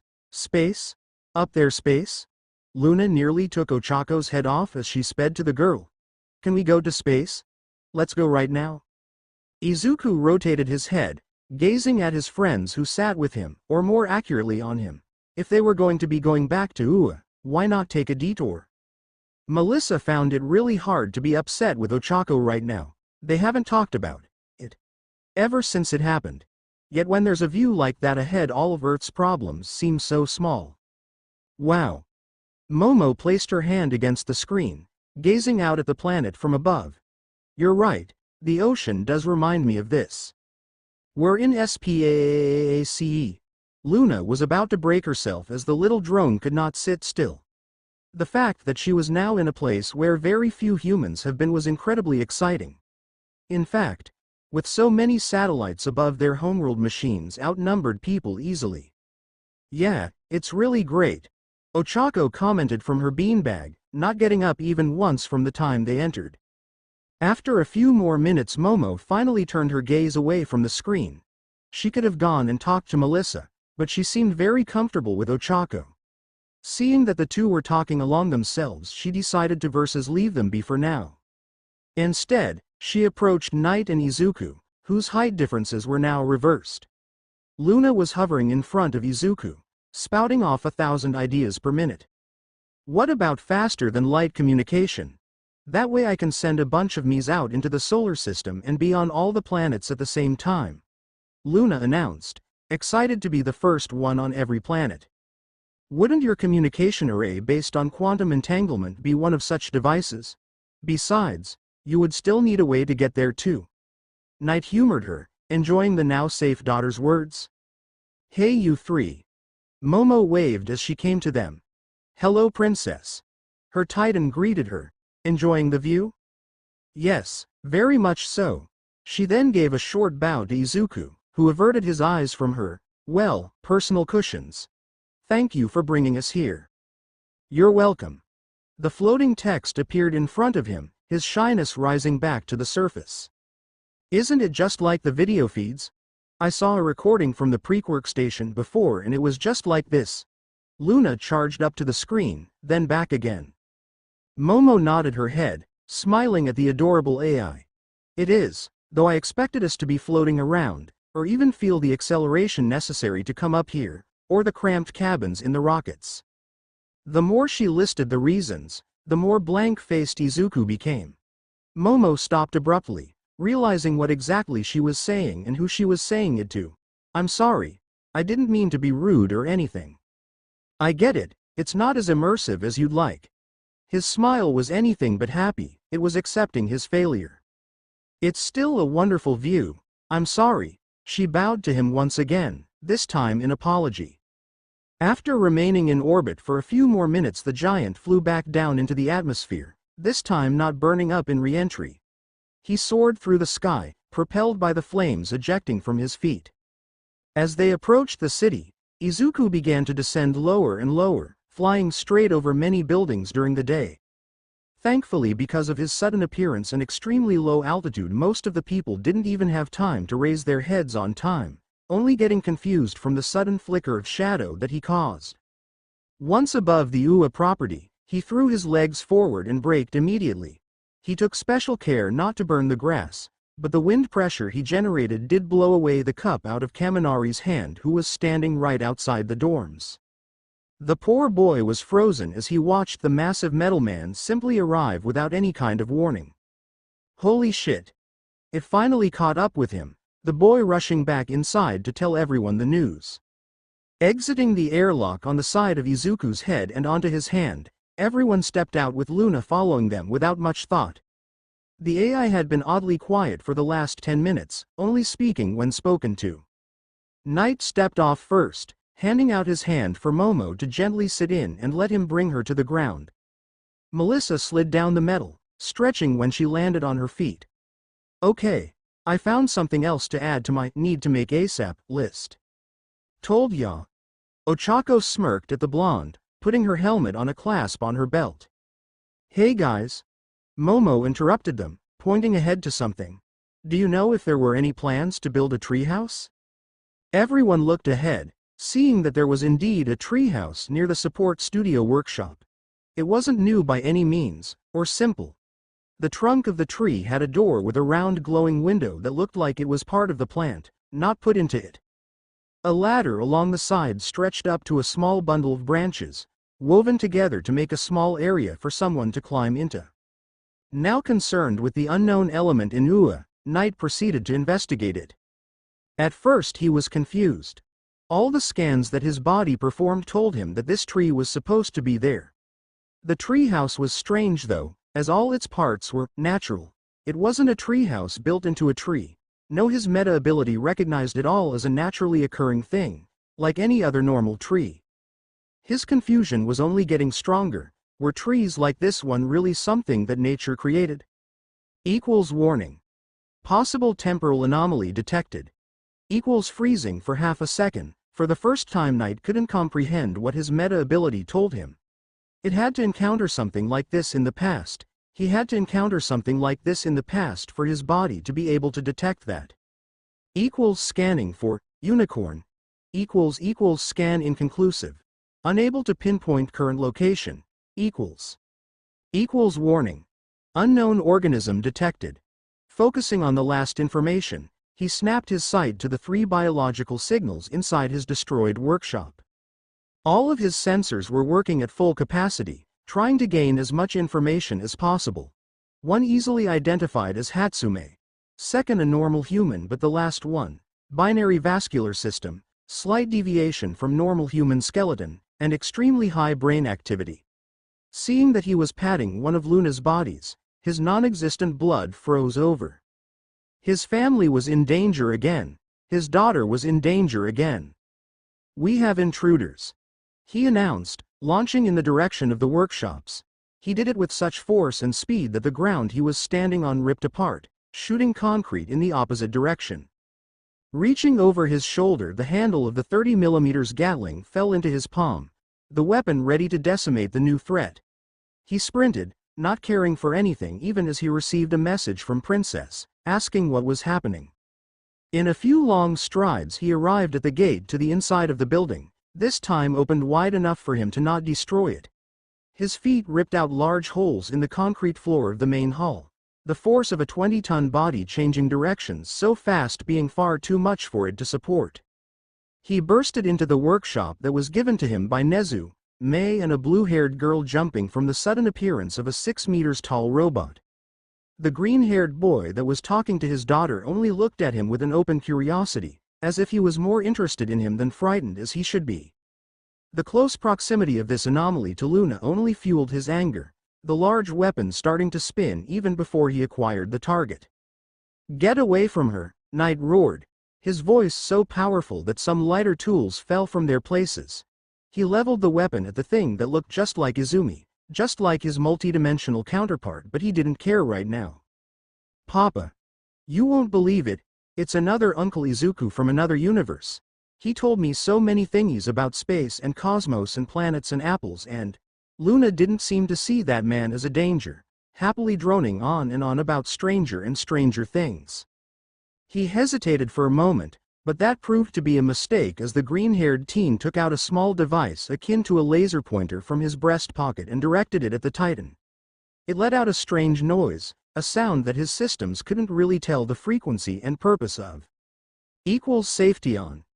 Equals a short message appeared in his vision, the weapon in his grasp grinding to a halt and becoming dormant. Whatever that thing did, it overridden his own control over the weapon in some way. "We come in peace," the strange green-haired creature said, but to Zuko he got even higher on his danger list. If he could remotely force his weapons to stop working, what could he do to someone like his daughter? A green light erupted on his back, the hilt and blade of his swords appearing from thin air. "Yes. I always wanted to meet a transformer," the periwinkle-haired girl happily said, sauntering to the now slightly sweating teen. "It was your only and last warning," the Vanguard-class Titan stated with finality, tossing the giant gun to the side, not caring for any damage it could cause. Hefting his 4-meter-long blade in one hand, one of his legs sliding backwards into a stance. Just when he was about to launch forward, the same white owl that he saw at the island landed on the tip of his extended blade. He paused for a second, the small animal that he couldn't even get a reading for tilting its head and looking into his eye.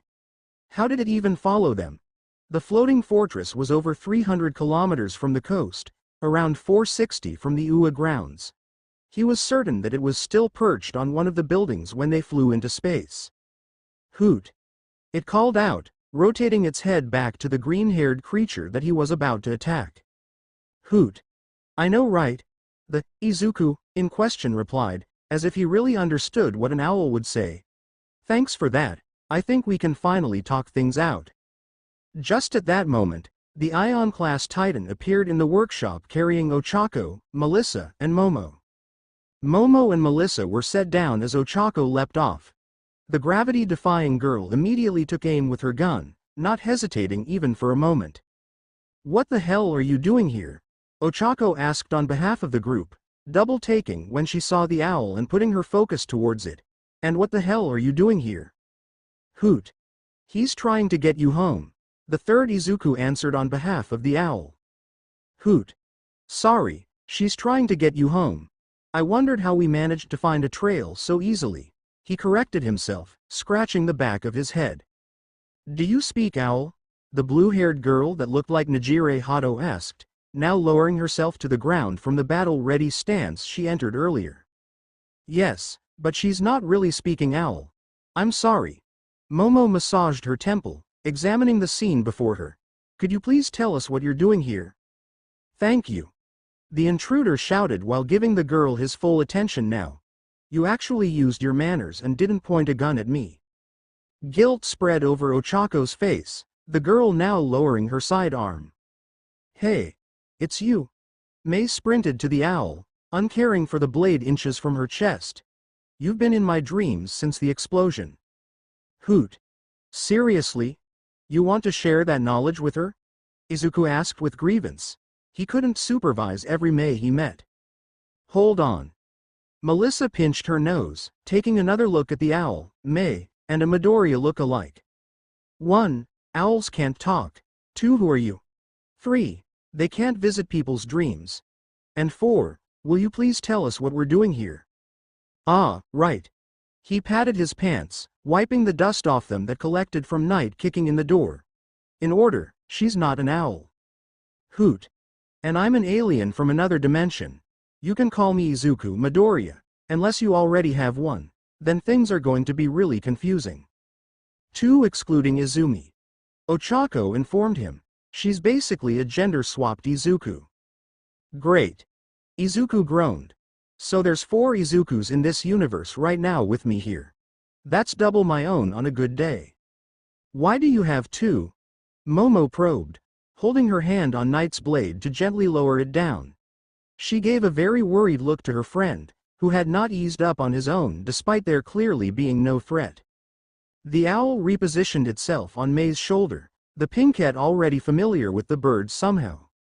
Their human Izuku is a cyborg and he's an alien who can change his face. Isn't that cool? Luna answered before the alien in question could. Ah, I wanted to answer that. I actually know about regeneration and all that Time Lordy stuff. Nejire whined, her Izuku deciding to resume the previously asked questions. Well, I arrived to figure out what interdimensional crisis happened. I'm probably the closest thing to an expert on the matter you're going to find. Hoot. Besides a 5th-dimensional being, of course. Melissa came up to him, giving him a hug without warning. Nejire puffed her cheeks, ready to blast the blonde away. Finally, someone with answers. Melissa cried out, tears of joy leaking from her eyes. Yes. Izuku pushed her off, feeling the threatening gaze of his companion.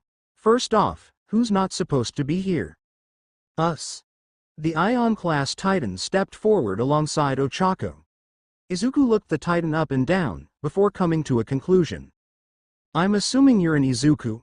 He sure is. Ochako patted his metal leg, grinning up to his main optic. The best in my opinion. She widened her eyes, realizing all the others in the room. No offense, Knight, Martian Izuku. I'm not from Mars. The alien grumbled, before getting glomped by Nejire. Well, I think my Izuku is better. He spent 2,000 years trapped in a multiplanetary system to make sure I was free. Ochako scowled, tapping herself to float in the air before landing on her own Izuku's outstretched hand. Well, my Izuku can turn into a 400-foot-tall robot and fly us into space. Huh. My Izuku is from space? Momo quietly sighed, stepping forward to try and break up the squabble. Why does there need to be the best Izuku? Can't we agree each one has their own strengths and weaknesses? Okay. But mine's easily stronger. Ochako folded her arms, not stepping down from her literal high ground. I don't recall yours winning an arm wrestling match. Momo whispered as she began to walk away, but unfortunately a little drone heard her. Mom says that Uncle still didn't win the arm wrestling match. Oh come on, Ochako yelled up, now pointing directly at the tallest girl in the room. He was hardly at his best and you know it. If they had a match with their best selves, aka my Jaeger Izuku, Knight would be crushed under a single finger. That's it. Nejire clapped her hands, overjoyed now that she came to a solution. Why don't we have our Izuku's arm wrestle? The winner is the best. Nejire. The Time Lord pulled her to the side. I would literally die. You have extra lives though, yeah? That's not how it works. Relax. The blue net waved him off. You can just sonic them or something or do some hacking or anything else. Chess? Ion Izuku suggested. It certainly would be of no danger, Knight agreed. Sorry, no can do. The Time Lord turned them down, the two titans looking at each other in confusion. Why? Because it wouldn't be fair to you two. The green-haired boy answered like it was fact. I highly doubt that. Knight vocalized in slight annoyance. Melissa grabbed a seat, putting her face in her own hands. All she wanted to do was figure out what was really important, not which Izuku can beat the other Izuku at what, so on and so forth. A maniacal giggling came to her left, the blonde scared to turn to see what was happening. She still did, finding May pulling up files from a student-issued USB with the owl on her shoulder. Taking a peek at what was on the screen, the inventor was stunned. Ideas, drafts, schematics for tech she never imagined before. All in the standard support course assignment format, human understanding and not quirk-generated. Finally, something good she could use. Luna took one last photo of the group with a separate drone, that way she could be in the picture herself. Okay. I'm relaying the photos over direct Wi-Fi. These are the best family photos ever. Too bad Grandpa couldn't be here. I think he would have a heart attack. Melissa admitted, knowing how obsessive her father could be over new technology and discoveries. She was his daughter after all. Looking around, she marveled at the amazing machine she stood in now, the foreign vessel much, much bigger on the inside. After they barely managed to avoid a triple Izuku standoff, they managed to click rather fast with one another. The girls even gave the two Izukus that still went by Izuku nicknames. The one that could turn into massive multi-hundred-foot robots was Mechadoria, while the one who had a time machine was called Timey-Wimey. They shortened it to Timey soon after. That's when Timey invited them to hang out in his TARDIS, as they sorted things through. They didn't believe him at first when he said they could all fit in the treehouse, to which the door alone would prevent Knight and Mechadoria from entering. To Najire's personal satisfaction, they were proven wrong.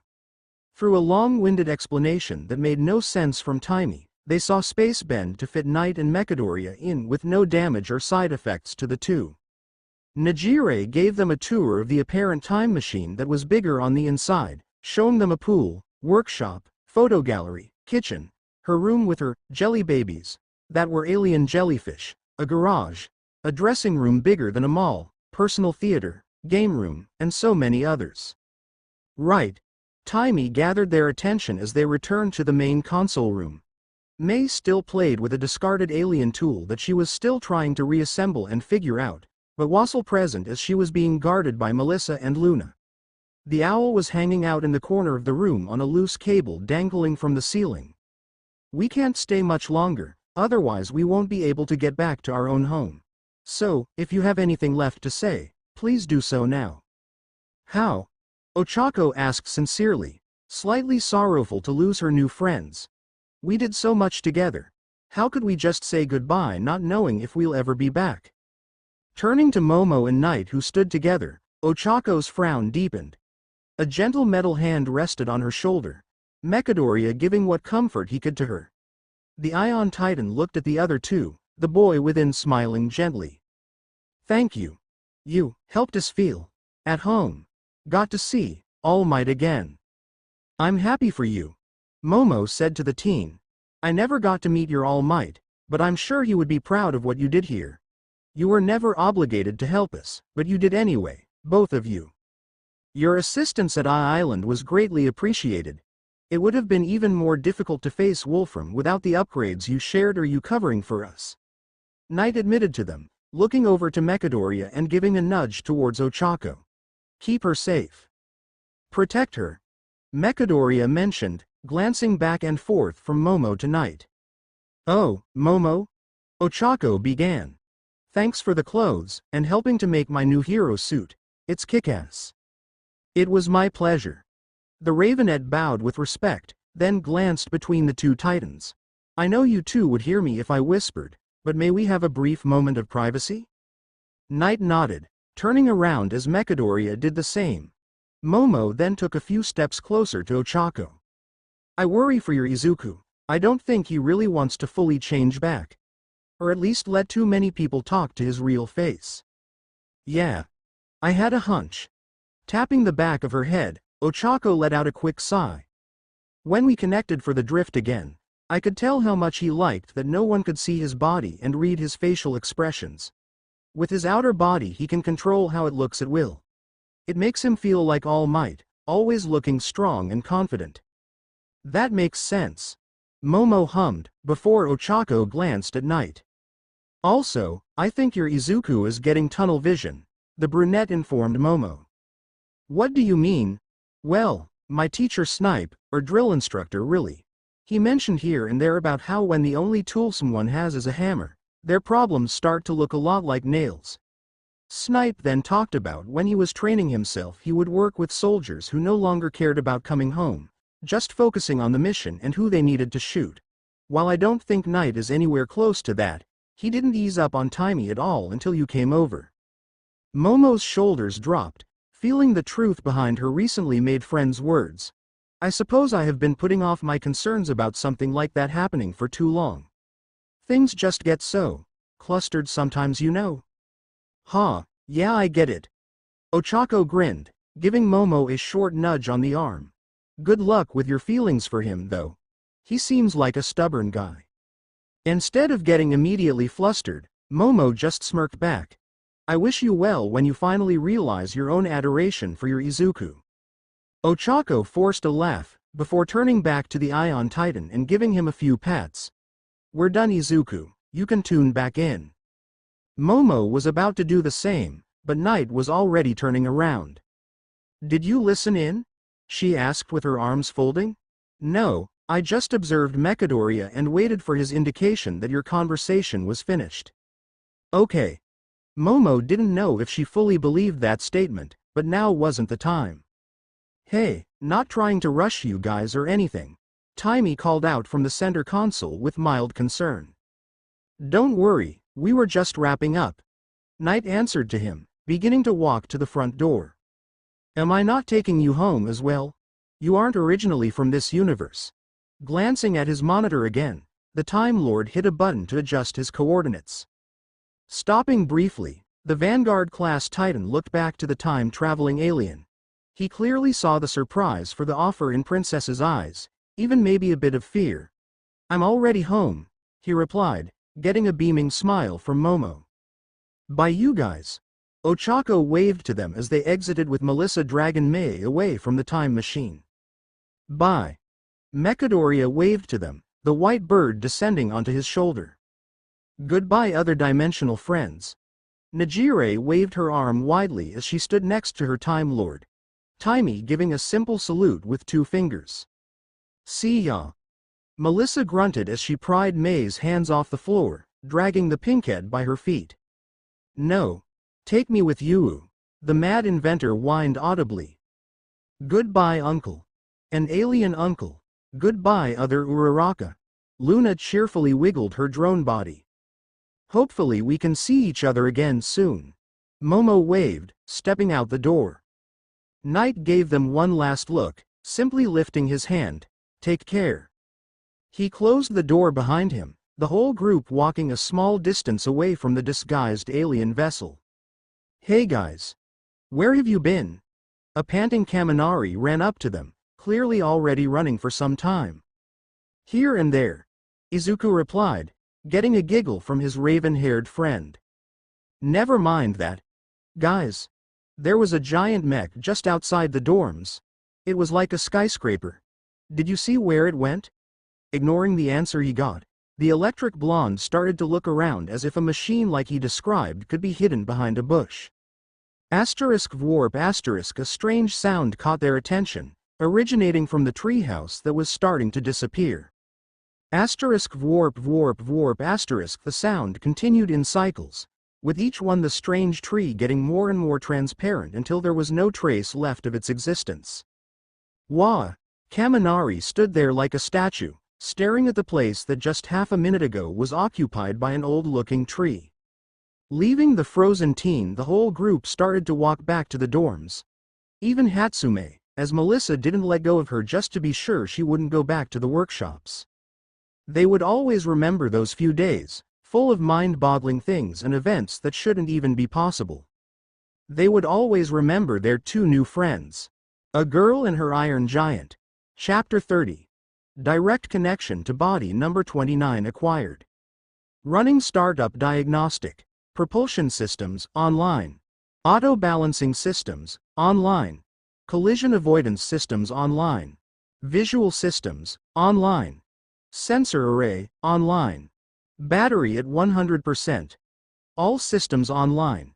With barely audible humming of internal workings, A small round drone switched on in its charging dock. A blue glow of its sensors lit up a dorm room, with the only other light source being a set of 6 computer screens on the workstation that took most of the space. The first rays of the sun slowly were trying to push away the dark of the night, but they were barely beginning to win. Spinning up the rotors of her small body, Luna rose into the air. Using the least power she could to not wake up her mother, she flew slowly to the slumped form of the blonde girl at the desk. 2 of the 6 monitors showed a detailed schematic of her mother's newest invention, something that looked like a diadem that was really wide on the back.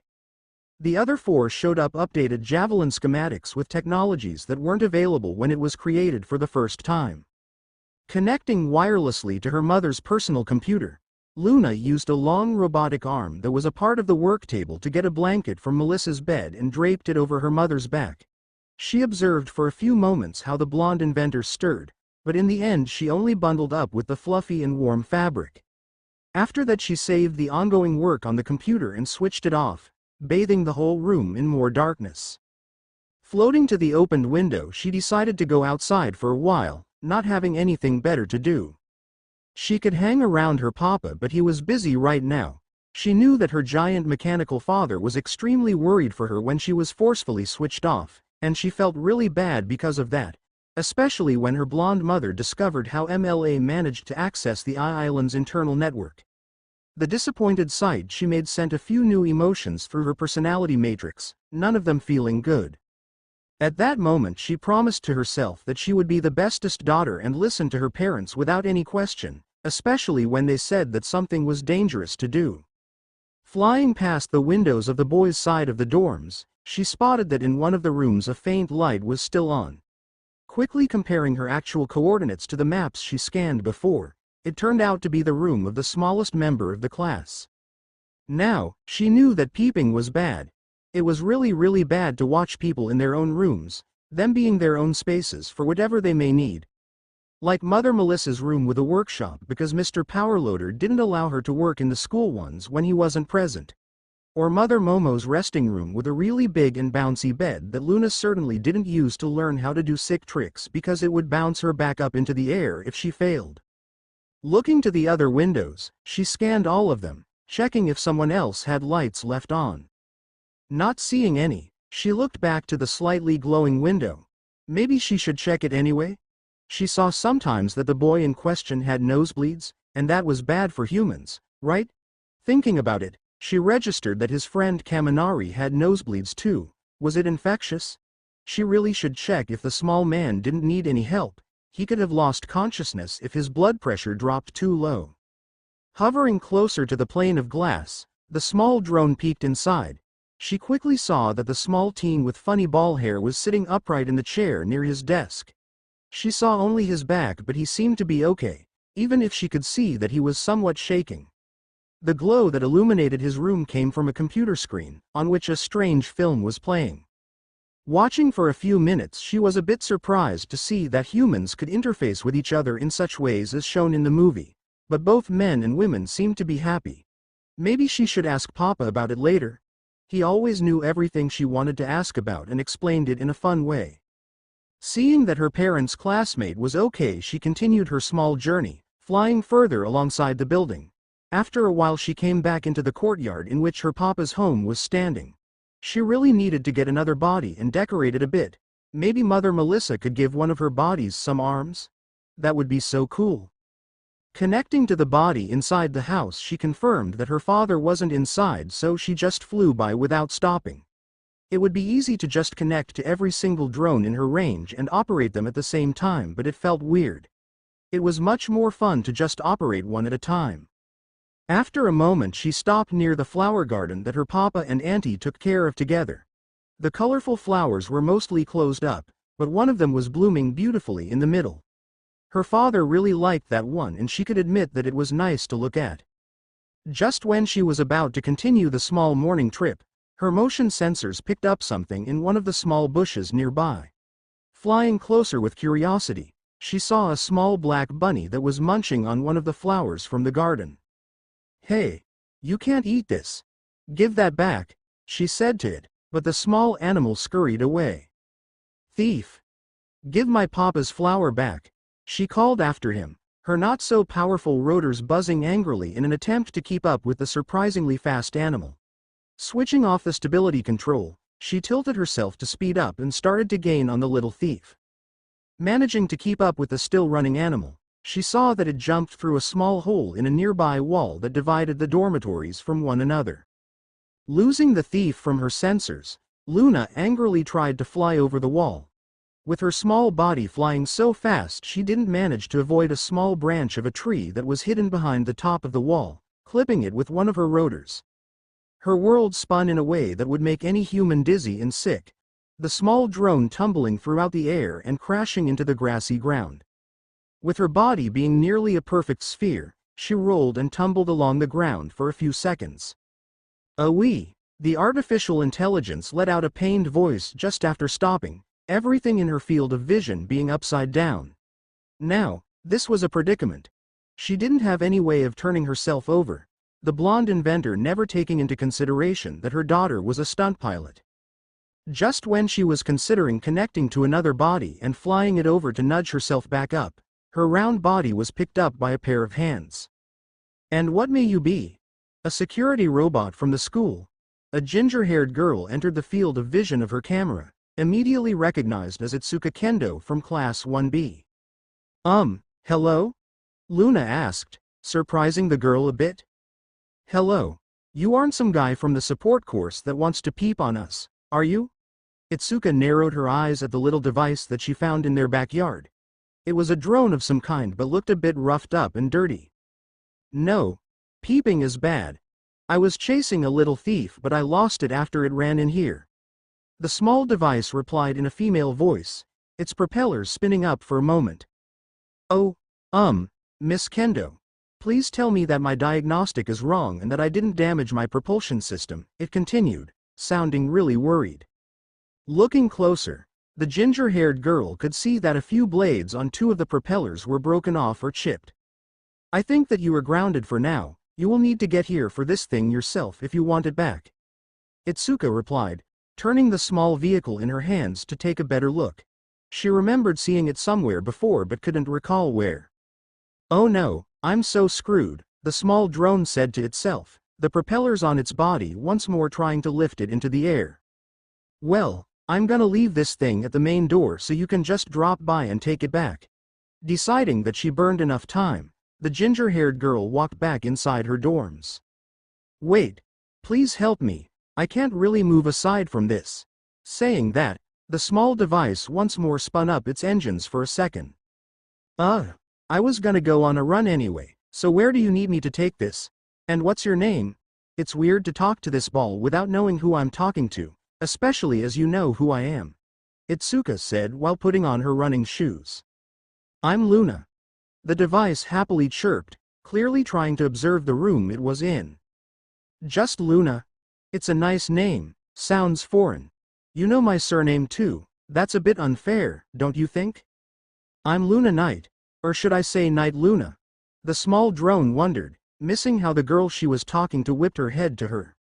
"Knight? Like Knight Izuku? Are you his little sister or something?" Itsuka asked, suddenly much more interested. Yes. Luna exclaimed happily, somewhat liking the sound of that. She could prank her father so hard with this. "No way." Picking her once more, Itsuka lifted the small round drone to be level with her face. "Well, there maybe is some resemblance, and if your quirk is similar to your brother's, oh you poor thing." Saying that, she hugged the drone as if trying to cheer it up. Could I ask you to bring me to the workshops? I could use the equipment there to repair my body, or probably ask Oni-chan to do it." Feeling somewhat awkward, Luna asked after a few seconds of being in the girl's embrace. "Of course Luna-chan. Let's go." Lifting the small drone to her face once more, Itsuka sent the artificial intelligence a warm smile. The journey to the support course workshops wasn't that long, with the ginger-haired girl running all the way. It was a bit awkward to do so while carrying the round device, but it wasn't that bad of an exercise too. The two of them entered through the hangar with Luna leading her new friend to her father's personal workshop. The noise of ongoing work could be heard even throughout the closed doors, together with music that was now playing a really fast guitar solo. Is there a bell of some kind, or are we just entering like that? Itsuka asked the small metallic ball. I'm so nervous. Do you think he will be mad at me? Luna asked back with a bit of worry. Well, he seems like a cool dude, so I wouldn't think so. Okay. Then let's go. With those words from the drone, a small passage to the side of the gate to the workshop opened. The music now much clearer, together with the soft thuds of the steel giant walking around inside. Walking in cautiously, the ginger-haired girl looked in wonder at the working titan, a silver cloud of dust dancing around him. It flowed like a river from a big container in the corner to a giant table in the middle, a large spherical frame being constructed from the thin air. This is a restricted area, Kendo-san. What brings you here? She jumped a bit from the deep voice that addressed her, the steel teen not even turning away from his work. Ah ha ha. Good morning, Knight-san. I'm sorry for interrupting, but I found your sister in the backyard of our dorm and she asked me to bring her here. She replied, a bit nervous. The fact that the titan was colored in deep red and black made him even more intimidating than normal. Nice paint job by the way, but the previous one looked a bit better on you, she added in her nervousness. Stopping his work, Knight turned to the two and focused on the small device in her hands. Luna, what did you get yourself into this time? He asked with a lot of worry in his voice. Taking a few swift steps, he was in front of them in mere seconds, already kneeling and leaning in to take a closer look. Sue, I was just going to fly around because boredom. And found a small furry thief that was trying to eat your garden, so I tried to catch him and chased after him, but he went through a small hole in the wall and I was flying really fast, so I wanted to fly over it, but there was a tree and a branch and it attacked me and I might have spun out because I turned off the automatic stability control and I crashed into the ground and Itsuka-san found me, but my propulsion doesn't work. PLS fix Oni-chan? The small drone replied with a stream of words, still in the hands of Itsuka, who lifted it up closer to Izuku's eye. My classmate has a black bunny as a pet, maybe she is talking about it? The ginger-haired girl supplied. Letting out a sigh, Knight slowly moved his large hand to receive the small device from the Class 1B representative. Thank you for bringing her here, and I'm sorry for any problems she caused. I'll be sure to have a talk with her about this so it doesn't happen again, he said, not letting his eye of the drone on his palm. Don't worry about that. I was going out for a run anyway. She waved it off, trying to take a closer look at her large peer. I'll leave you two then. See you later, Luna-chan. Don't give your big brother too much trouble, she called to them while going back to her morning run. After half a minute, Knight moved back to the work table in the middle, the silvery dust already restoring Luna's propellers. So I'm your big brother now? He asked just after his daughter took flight again. Itsuka-san asked me for my name and I told her that I'm Luna Knight. She thought that you were my big brother by herself, but I didn't correct her because I thought that it would be funny. I'm sorry, Luna replied, sounding really apologetic. No, it may be a good idea for the future. I'll need to run it by Nezu and the girls, he said, looking at his work in deep thought. Papa. Melissa jerked up from her seat in a panic, her eyes starting to water. Barely avoiding falling out of the chair she sat in, the blonde girl looked around the room she was in with a tired gaze. It was already nearly a week after the island incident, but the nightmares didn't lessen even a bit. She tried to drown them out with work, focusing on her projects and inventions. It didn't work at all, only causing her to be more and more tired. The blonde inventor really wanted to talk to the gravity-defying girl from another universe. Ask her why she did that. Why did she kill a man instead of trying to capture him? Hell, even shooting him in the legs or hands to maim would be acceptable. The sight of that dead man wouldn't leave her mind, his lifeless eyes starting back up at her as if asking why they did that. Her normally hyperactive mind worked itself into a corner, mulling over what-ifs and maybes. It didn't help that for whatever reason the nameless man was replaced with her own father in her dreams. The ever-increasing pool of blood flowing from his wounds and painting the floor red. Ruffling her hair with the palm of her hand, she tried to not think about all of that. With a trembling hand she drank a few larger gulps of water from a bottle that she took out from her desk. Looking at the clock, it was just before 7 in the morning, giving her around an hour before the first class of the day would begin. She walked into her bathroom, trying to make herself a bit more presentable. After that, she started her small trek to the common room and kitchen. At least trying to eat breakfast would be a good idea. Idly, she wondered, where did Luna go? Curious about the behavior of the artificial intelligence. There were 32 drones around the school, mostly because they weren't that fast and were created before she got her hands on the better batteries. For some reason, her daughter heavily favored the one that was based in her room, followed by the one in Izuku's separate home. She didn't remember any instance of Luna choosing to operate any other drone by herself. She did that only if it was needed or was asked to. Stepping out of the elevator, she could already hear her classmates talking in an exciting manner. A few of them greeted her with a smile or a wave, most already done with their breakfast. Preparing a few toasts and a coffee, she joined them back in the common room, enjoying the normalcy while it lasted. "You look tired," her best friend started while sitting herself on a chair opposite. "I feel tired too," she replied, drinking from her cup of hot caffeine goodness. "You spent the whole night on your equipment again, didn't you?" Momo asked with a sigh. "Yeah, but I managed to finish it. Mostly at least. Now I only need to use my den to manufacture the main unit and get it shipped here. Should be ready in a few days. You should consider making a spare or two. You can't afford being out of duty for so long if something like this occurs in the future." The Ravenette commented, greeting Izumi, who just arrived at the common room after cleaning herself up after a morning workout. With 20 minutes to spare, the class started filing out of their dorm, slowly moving in the direction of the massive school building nearby.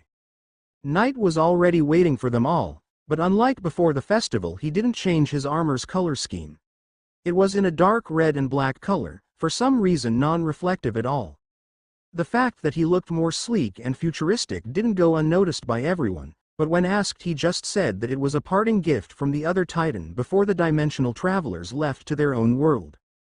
That was another thing that all the people that knew about the visitors didn't seem to be fazed by. At most, they were a bit sad that they couldn't say goodbye. When they returned home after a few days of absence, they were only asked a few times about where they went. It turned out that the only people in the know were Nezu and All Might, followed by the people of Island, of course. Their classmates easily accepted that they went to the island for better equipment to help their friends. Melissa spun some techno-bullshittery with ease, making all of the people that asked how they sent the two back to practically blackout for a few minutes and only nod as if they had any idea what she was even talking about. Their homeroom teacher didn't seem to believe it, but they only sent him back to Nezu with all the questions. If the white-furred principal would want to disclose anything, then he would. Walking behind the group of friends, Izuku once again was the center of attention. All of the students that they came across tried to get a better look at the giant that was walking slowly behind the group of their peers, at the same time parting in the front of the group to allow them to pass. It sucks that we need to go back to normal school so fast," Kaminari groaned after sitting at his desk. "Right? It was so cool to just laze around in the dorms with everyone," Mina agreed, her head on the desk's surface. "You can't treat your future education in such a way. It's way too important to just forego it in favor of constant frivolities." Iida tried to reprimand, his hands moving all over the place as always. "It's easy for you to say. Not everyone here has a massive brain like Melissa or Yaomomo over there." The Pinkette immediately replied, pointing in the general direction of the two mentioned girls. Turning to the two, most of the class already was trying, and failing, to follow the blonde inventor's conversation with their resident Titan about technology. Words like quantum states and something about Lorentz forces, whatever that could be. Momo, meanwhile, was reading a very thick book titled Kinetics in Materials Science and Engineering, clearly engrossed in her lecture. "While it pains me to admit that you may be right, it's our responsibility to follow in their footsteps," the class speedster stated with fervor, even standing from his seat. "Well, I think that we don't need to go that far," Izumi replied shyly from her seat, blushing after getting the attention. "I mean that we just need to follow our lectures. It's already hard to not fall behind with the amount of time that our physical training takes," she blurted out, hunching a bit to be less visible. I'm going to agree with Green here. Jiro raised her hand.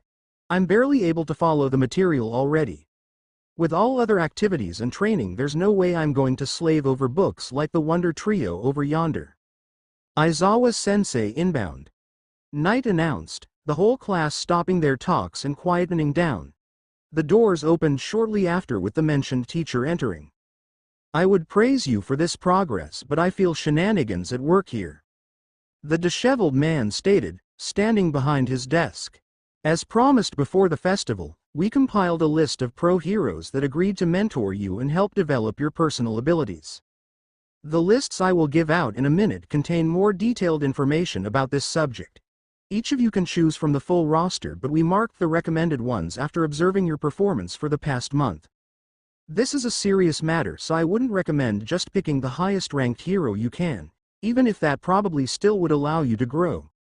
Saying that, he called them over one by one, giving them the mentioned earlier lists. Before we move further, there is one more thing that needs taking care of. Sadly, I'm not really well equipped to help with it, so we Kayama-sensei inbound. Knight's voice resounded over the teacher, gathering the attention of everyone. Dude, you were only supposed to tell us that if we are waiting for a teacher, not when there already is one in the class. Zero said with a crooked smile. Should have specified. The now red and black Titan replied with clear mirth in his voice. Just come in already, Aizawa sighed, whispering something about not being paid enough for all of this. Well, before we start, Izuku-kun, why aren't you using your uniform color scheme?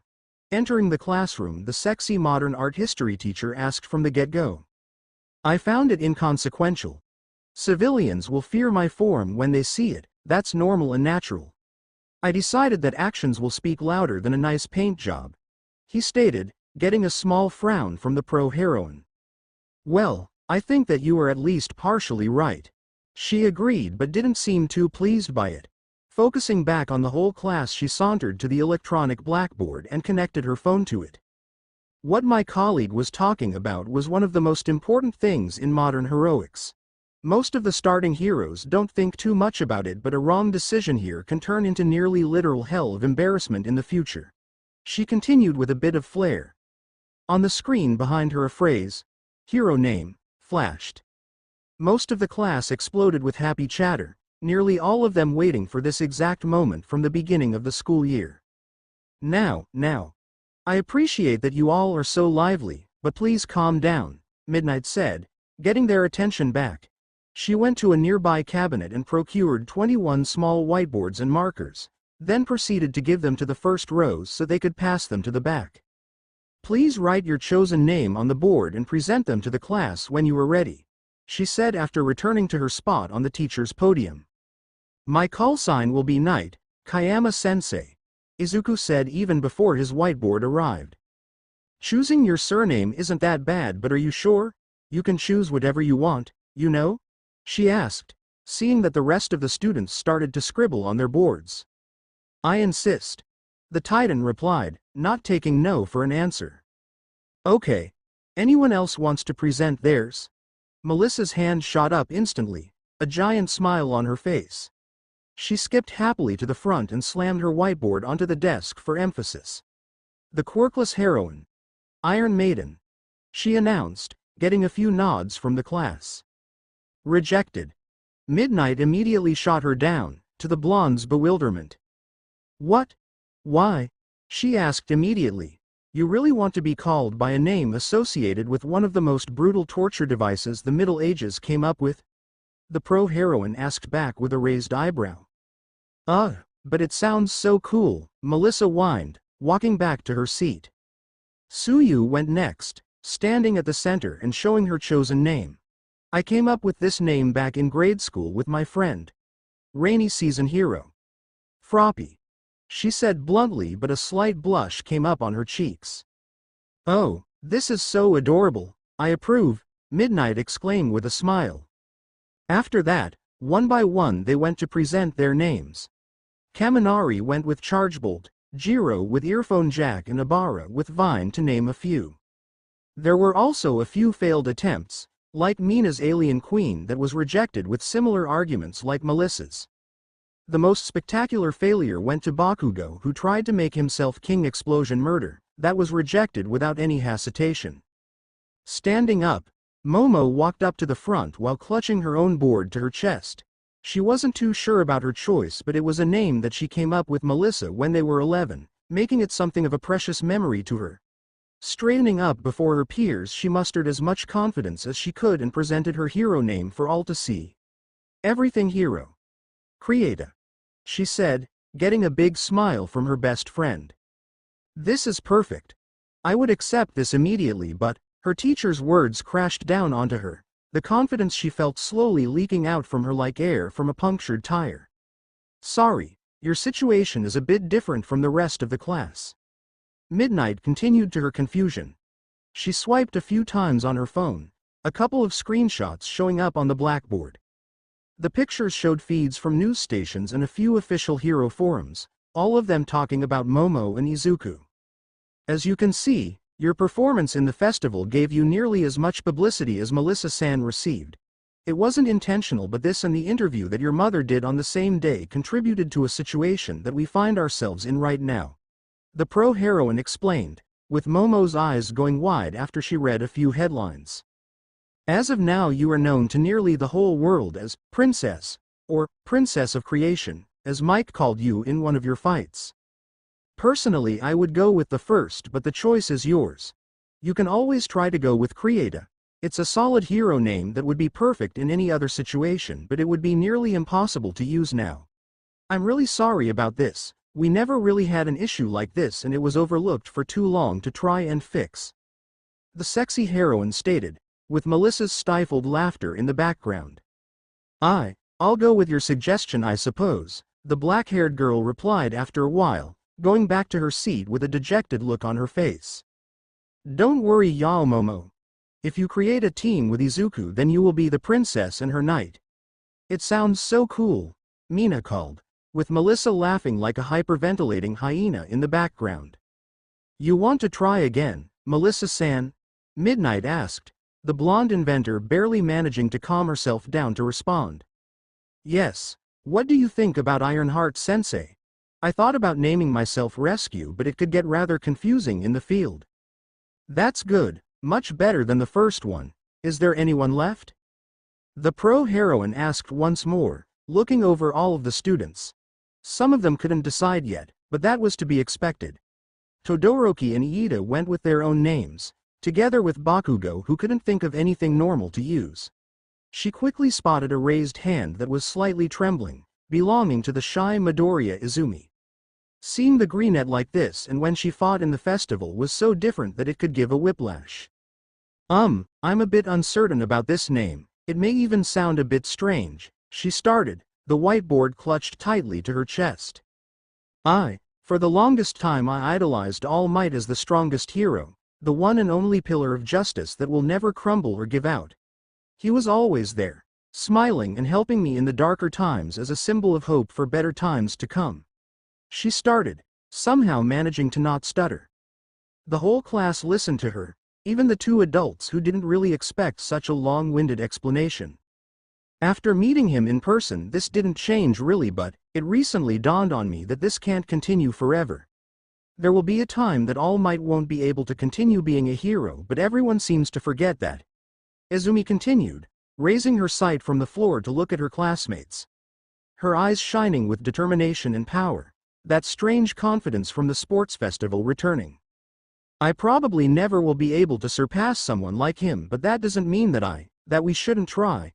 And persevering is the only thing that I know I'm good at. The enduring heroine. Atlas. That is the name I want to use. She ended, the class falling silent for nearly a minute. Well, there's more thought put into this than nearly half of the class did. Atlas was best known for holding the sky on his shoulders, or sometimes even the whole world. It's a rather good name, but a bit too masculine for a girl. Are you sure you want to use it? Midnight was first to break the silence, somewhat impressed by the greenette. Yes. Izumi replied courtly, giving a small smile to the teacher. Then it's okay. Remember that you can change it whenever you want, But it's not always an option when you start doing hero work, even as an intern. The sexy heroine warned, sending the green-haired girl back to her seat. The three of you can use your names or surnames for now, but I would recommend trying to come up with something that could be used. You can consult it with me after classes if you need to. With this said, I wish you all a good day and remember to finish your homework before our next class. The pro-heroine sent a kiss to the whole class and left the classroom. You have a week to choose who you want to be trained by. In case of any questions you can consult with me or any other teacher really. Now get ready for your next lesson. Ectoplasm will be here shortly. Aizawa picked up after his colleague left. All of the students were surprised that the name picking took so much time. The rest of the day was surprisingly normal as being thought by pro-heroes could be anyway. Filling out of the classroom for the lunch break, Momo nearly screamed in fright when a pink-haired blur shot past her and latched itself onto one of Izuku's hands like a koala. My super mega awesome mecha robot dude friend. Let's go to the workshop to make some babies, Mei Hatsune exclaimed, causing one of Momo's eyes to twitch violently. Hatsume. Get off of him immediately, the Ravenette exclaimed, stepping closer to the pink-haired girl and starting to effortlessly pull her down. No. My babies. The crazy inventor cried out, trying to hold onto the giant metallic hand with all her might. Mo, she is talking about her inventions, Melissa said, enjoying the spectacle from the sidelines like the rest of their group. Help! I'm being attacked by a Luddite, Hatsume called out, causing a small group to start gathering around the commotion. Okay, that's enough. Please don't make such a crowd in the corridor, it's irresponsible. Izuku's voice carried clearly throughout the hallway, the small crowd dispersing slowly after a while. Princess, it's all right. I promised to help Hatsume in the workshops in exchange for confiscating the data from Timey. I think that none of us wants to test if she can recreate such advanced technology unsupervised, again, he said to Momo, who reluctantly let go of Hatsume. Yes. Let's go. Can I ride on your top? The pinkette immediately started to climb his body, sitting over his mono eye after a few seconds with her legs dangling to the side of his main optic. Onwards. Into the future we go. She shouted happily, pointing a finger in the direction of support course workshops. Okay. Just don't kick me in the eye, Hatsume. Izuku replied, waving a short goodbye to the group and swiftly walking off. Momo stood there, watching as her friend walked away with another girl that was laughing like a kid on Christmas. She raised one fist in front of her, clenched so hard that it was visibly shaking. Be strong, Momo. Breaking kneecaps isn't heroic. Restrain yourself. Maybe just a little. It shouldn't be that bad, right? Recovery girl could probably restore them after the message went through, right? Oofufufu, she started to mutter to herself, the people that overheard her blanching and backing away. Stop scaring people, you dumbass, Melissa said, smacking her friend in the back of her head. She immediately regretted that, cradling her hand that felt as if she struck a brick wall. Sweet baby Buddha, what the hell? You are getting harder and harder by the day, she exclaimed while observing how her hand turned red from the impact. Hey, is it me or did Izuku call that girl Hatsume? When did he start giving people nicknames like that? I mean, he only calls Yaomomo by a nickname like that, and he never let anyone else than Yaomomo to sit on top of him like that too. Mina asked, a rare contemplative look on her face. Oofufufu, kneecaps it is, Momo said in a cherry voice, starting to walk after the two that already disappeared from view. Wait, for fuck's sake. Momo, stop this yandere act or I'm going to show Izuku a few photos that you don't want him to see. Melissa called after her friend who stopped rigidly in place. You wouldn't dare, try me. Okay, I was just joking, the black-haired girl replied, walking back to the group. Hatsume won't do anything to him. I talked with Timey when all of you went for that small trip with Hado and he said that the more unhinged behavior was probably because of the influence from that five-dimensional being that looked like an owl. My head just hurts from trying to wrap around this, but she really is a tiny bit more mellow than before. The blonde inventor explained in a whisper to her bestie but got a skeptical look in return. Look, I understand that this sounds strange but believe me. She gave a pendrive with alien technology to Izuku. Even if it took a lot of convincing. A week or two ago she would bite your hand off if you tried to get it from her. It's going to be okay, she continued, patting her bestie on the shoulder. This doesn't mean that I have to like this. Jealous Yao Momo is freaking scary, Mina said to Pony, who just smiled in reply. A normal school day indeed. Well, I hope everyone liked the story and please share or leave a like, or subscribe to see that you guys like the story, and I'll see you all on the next one.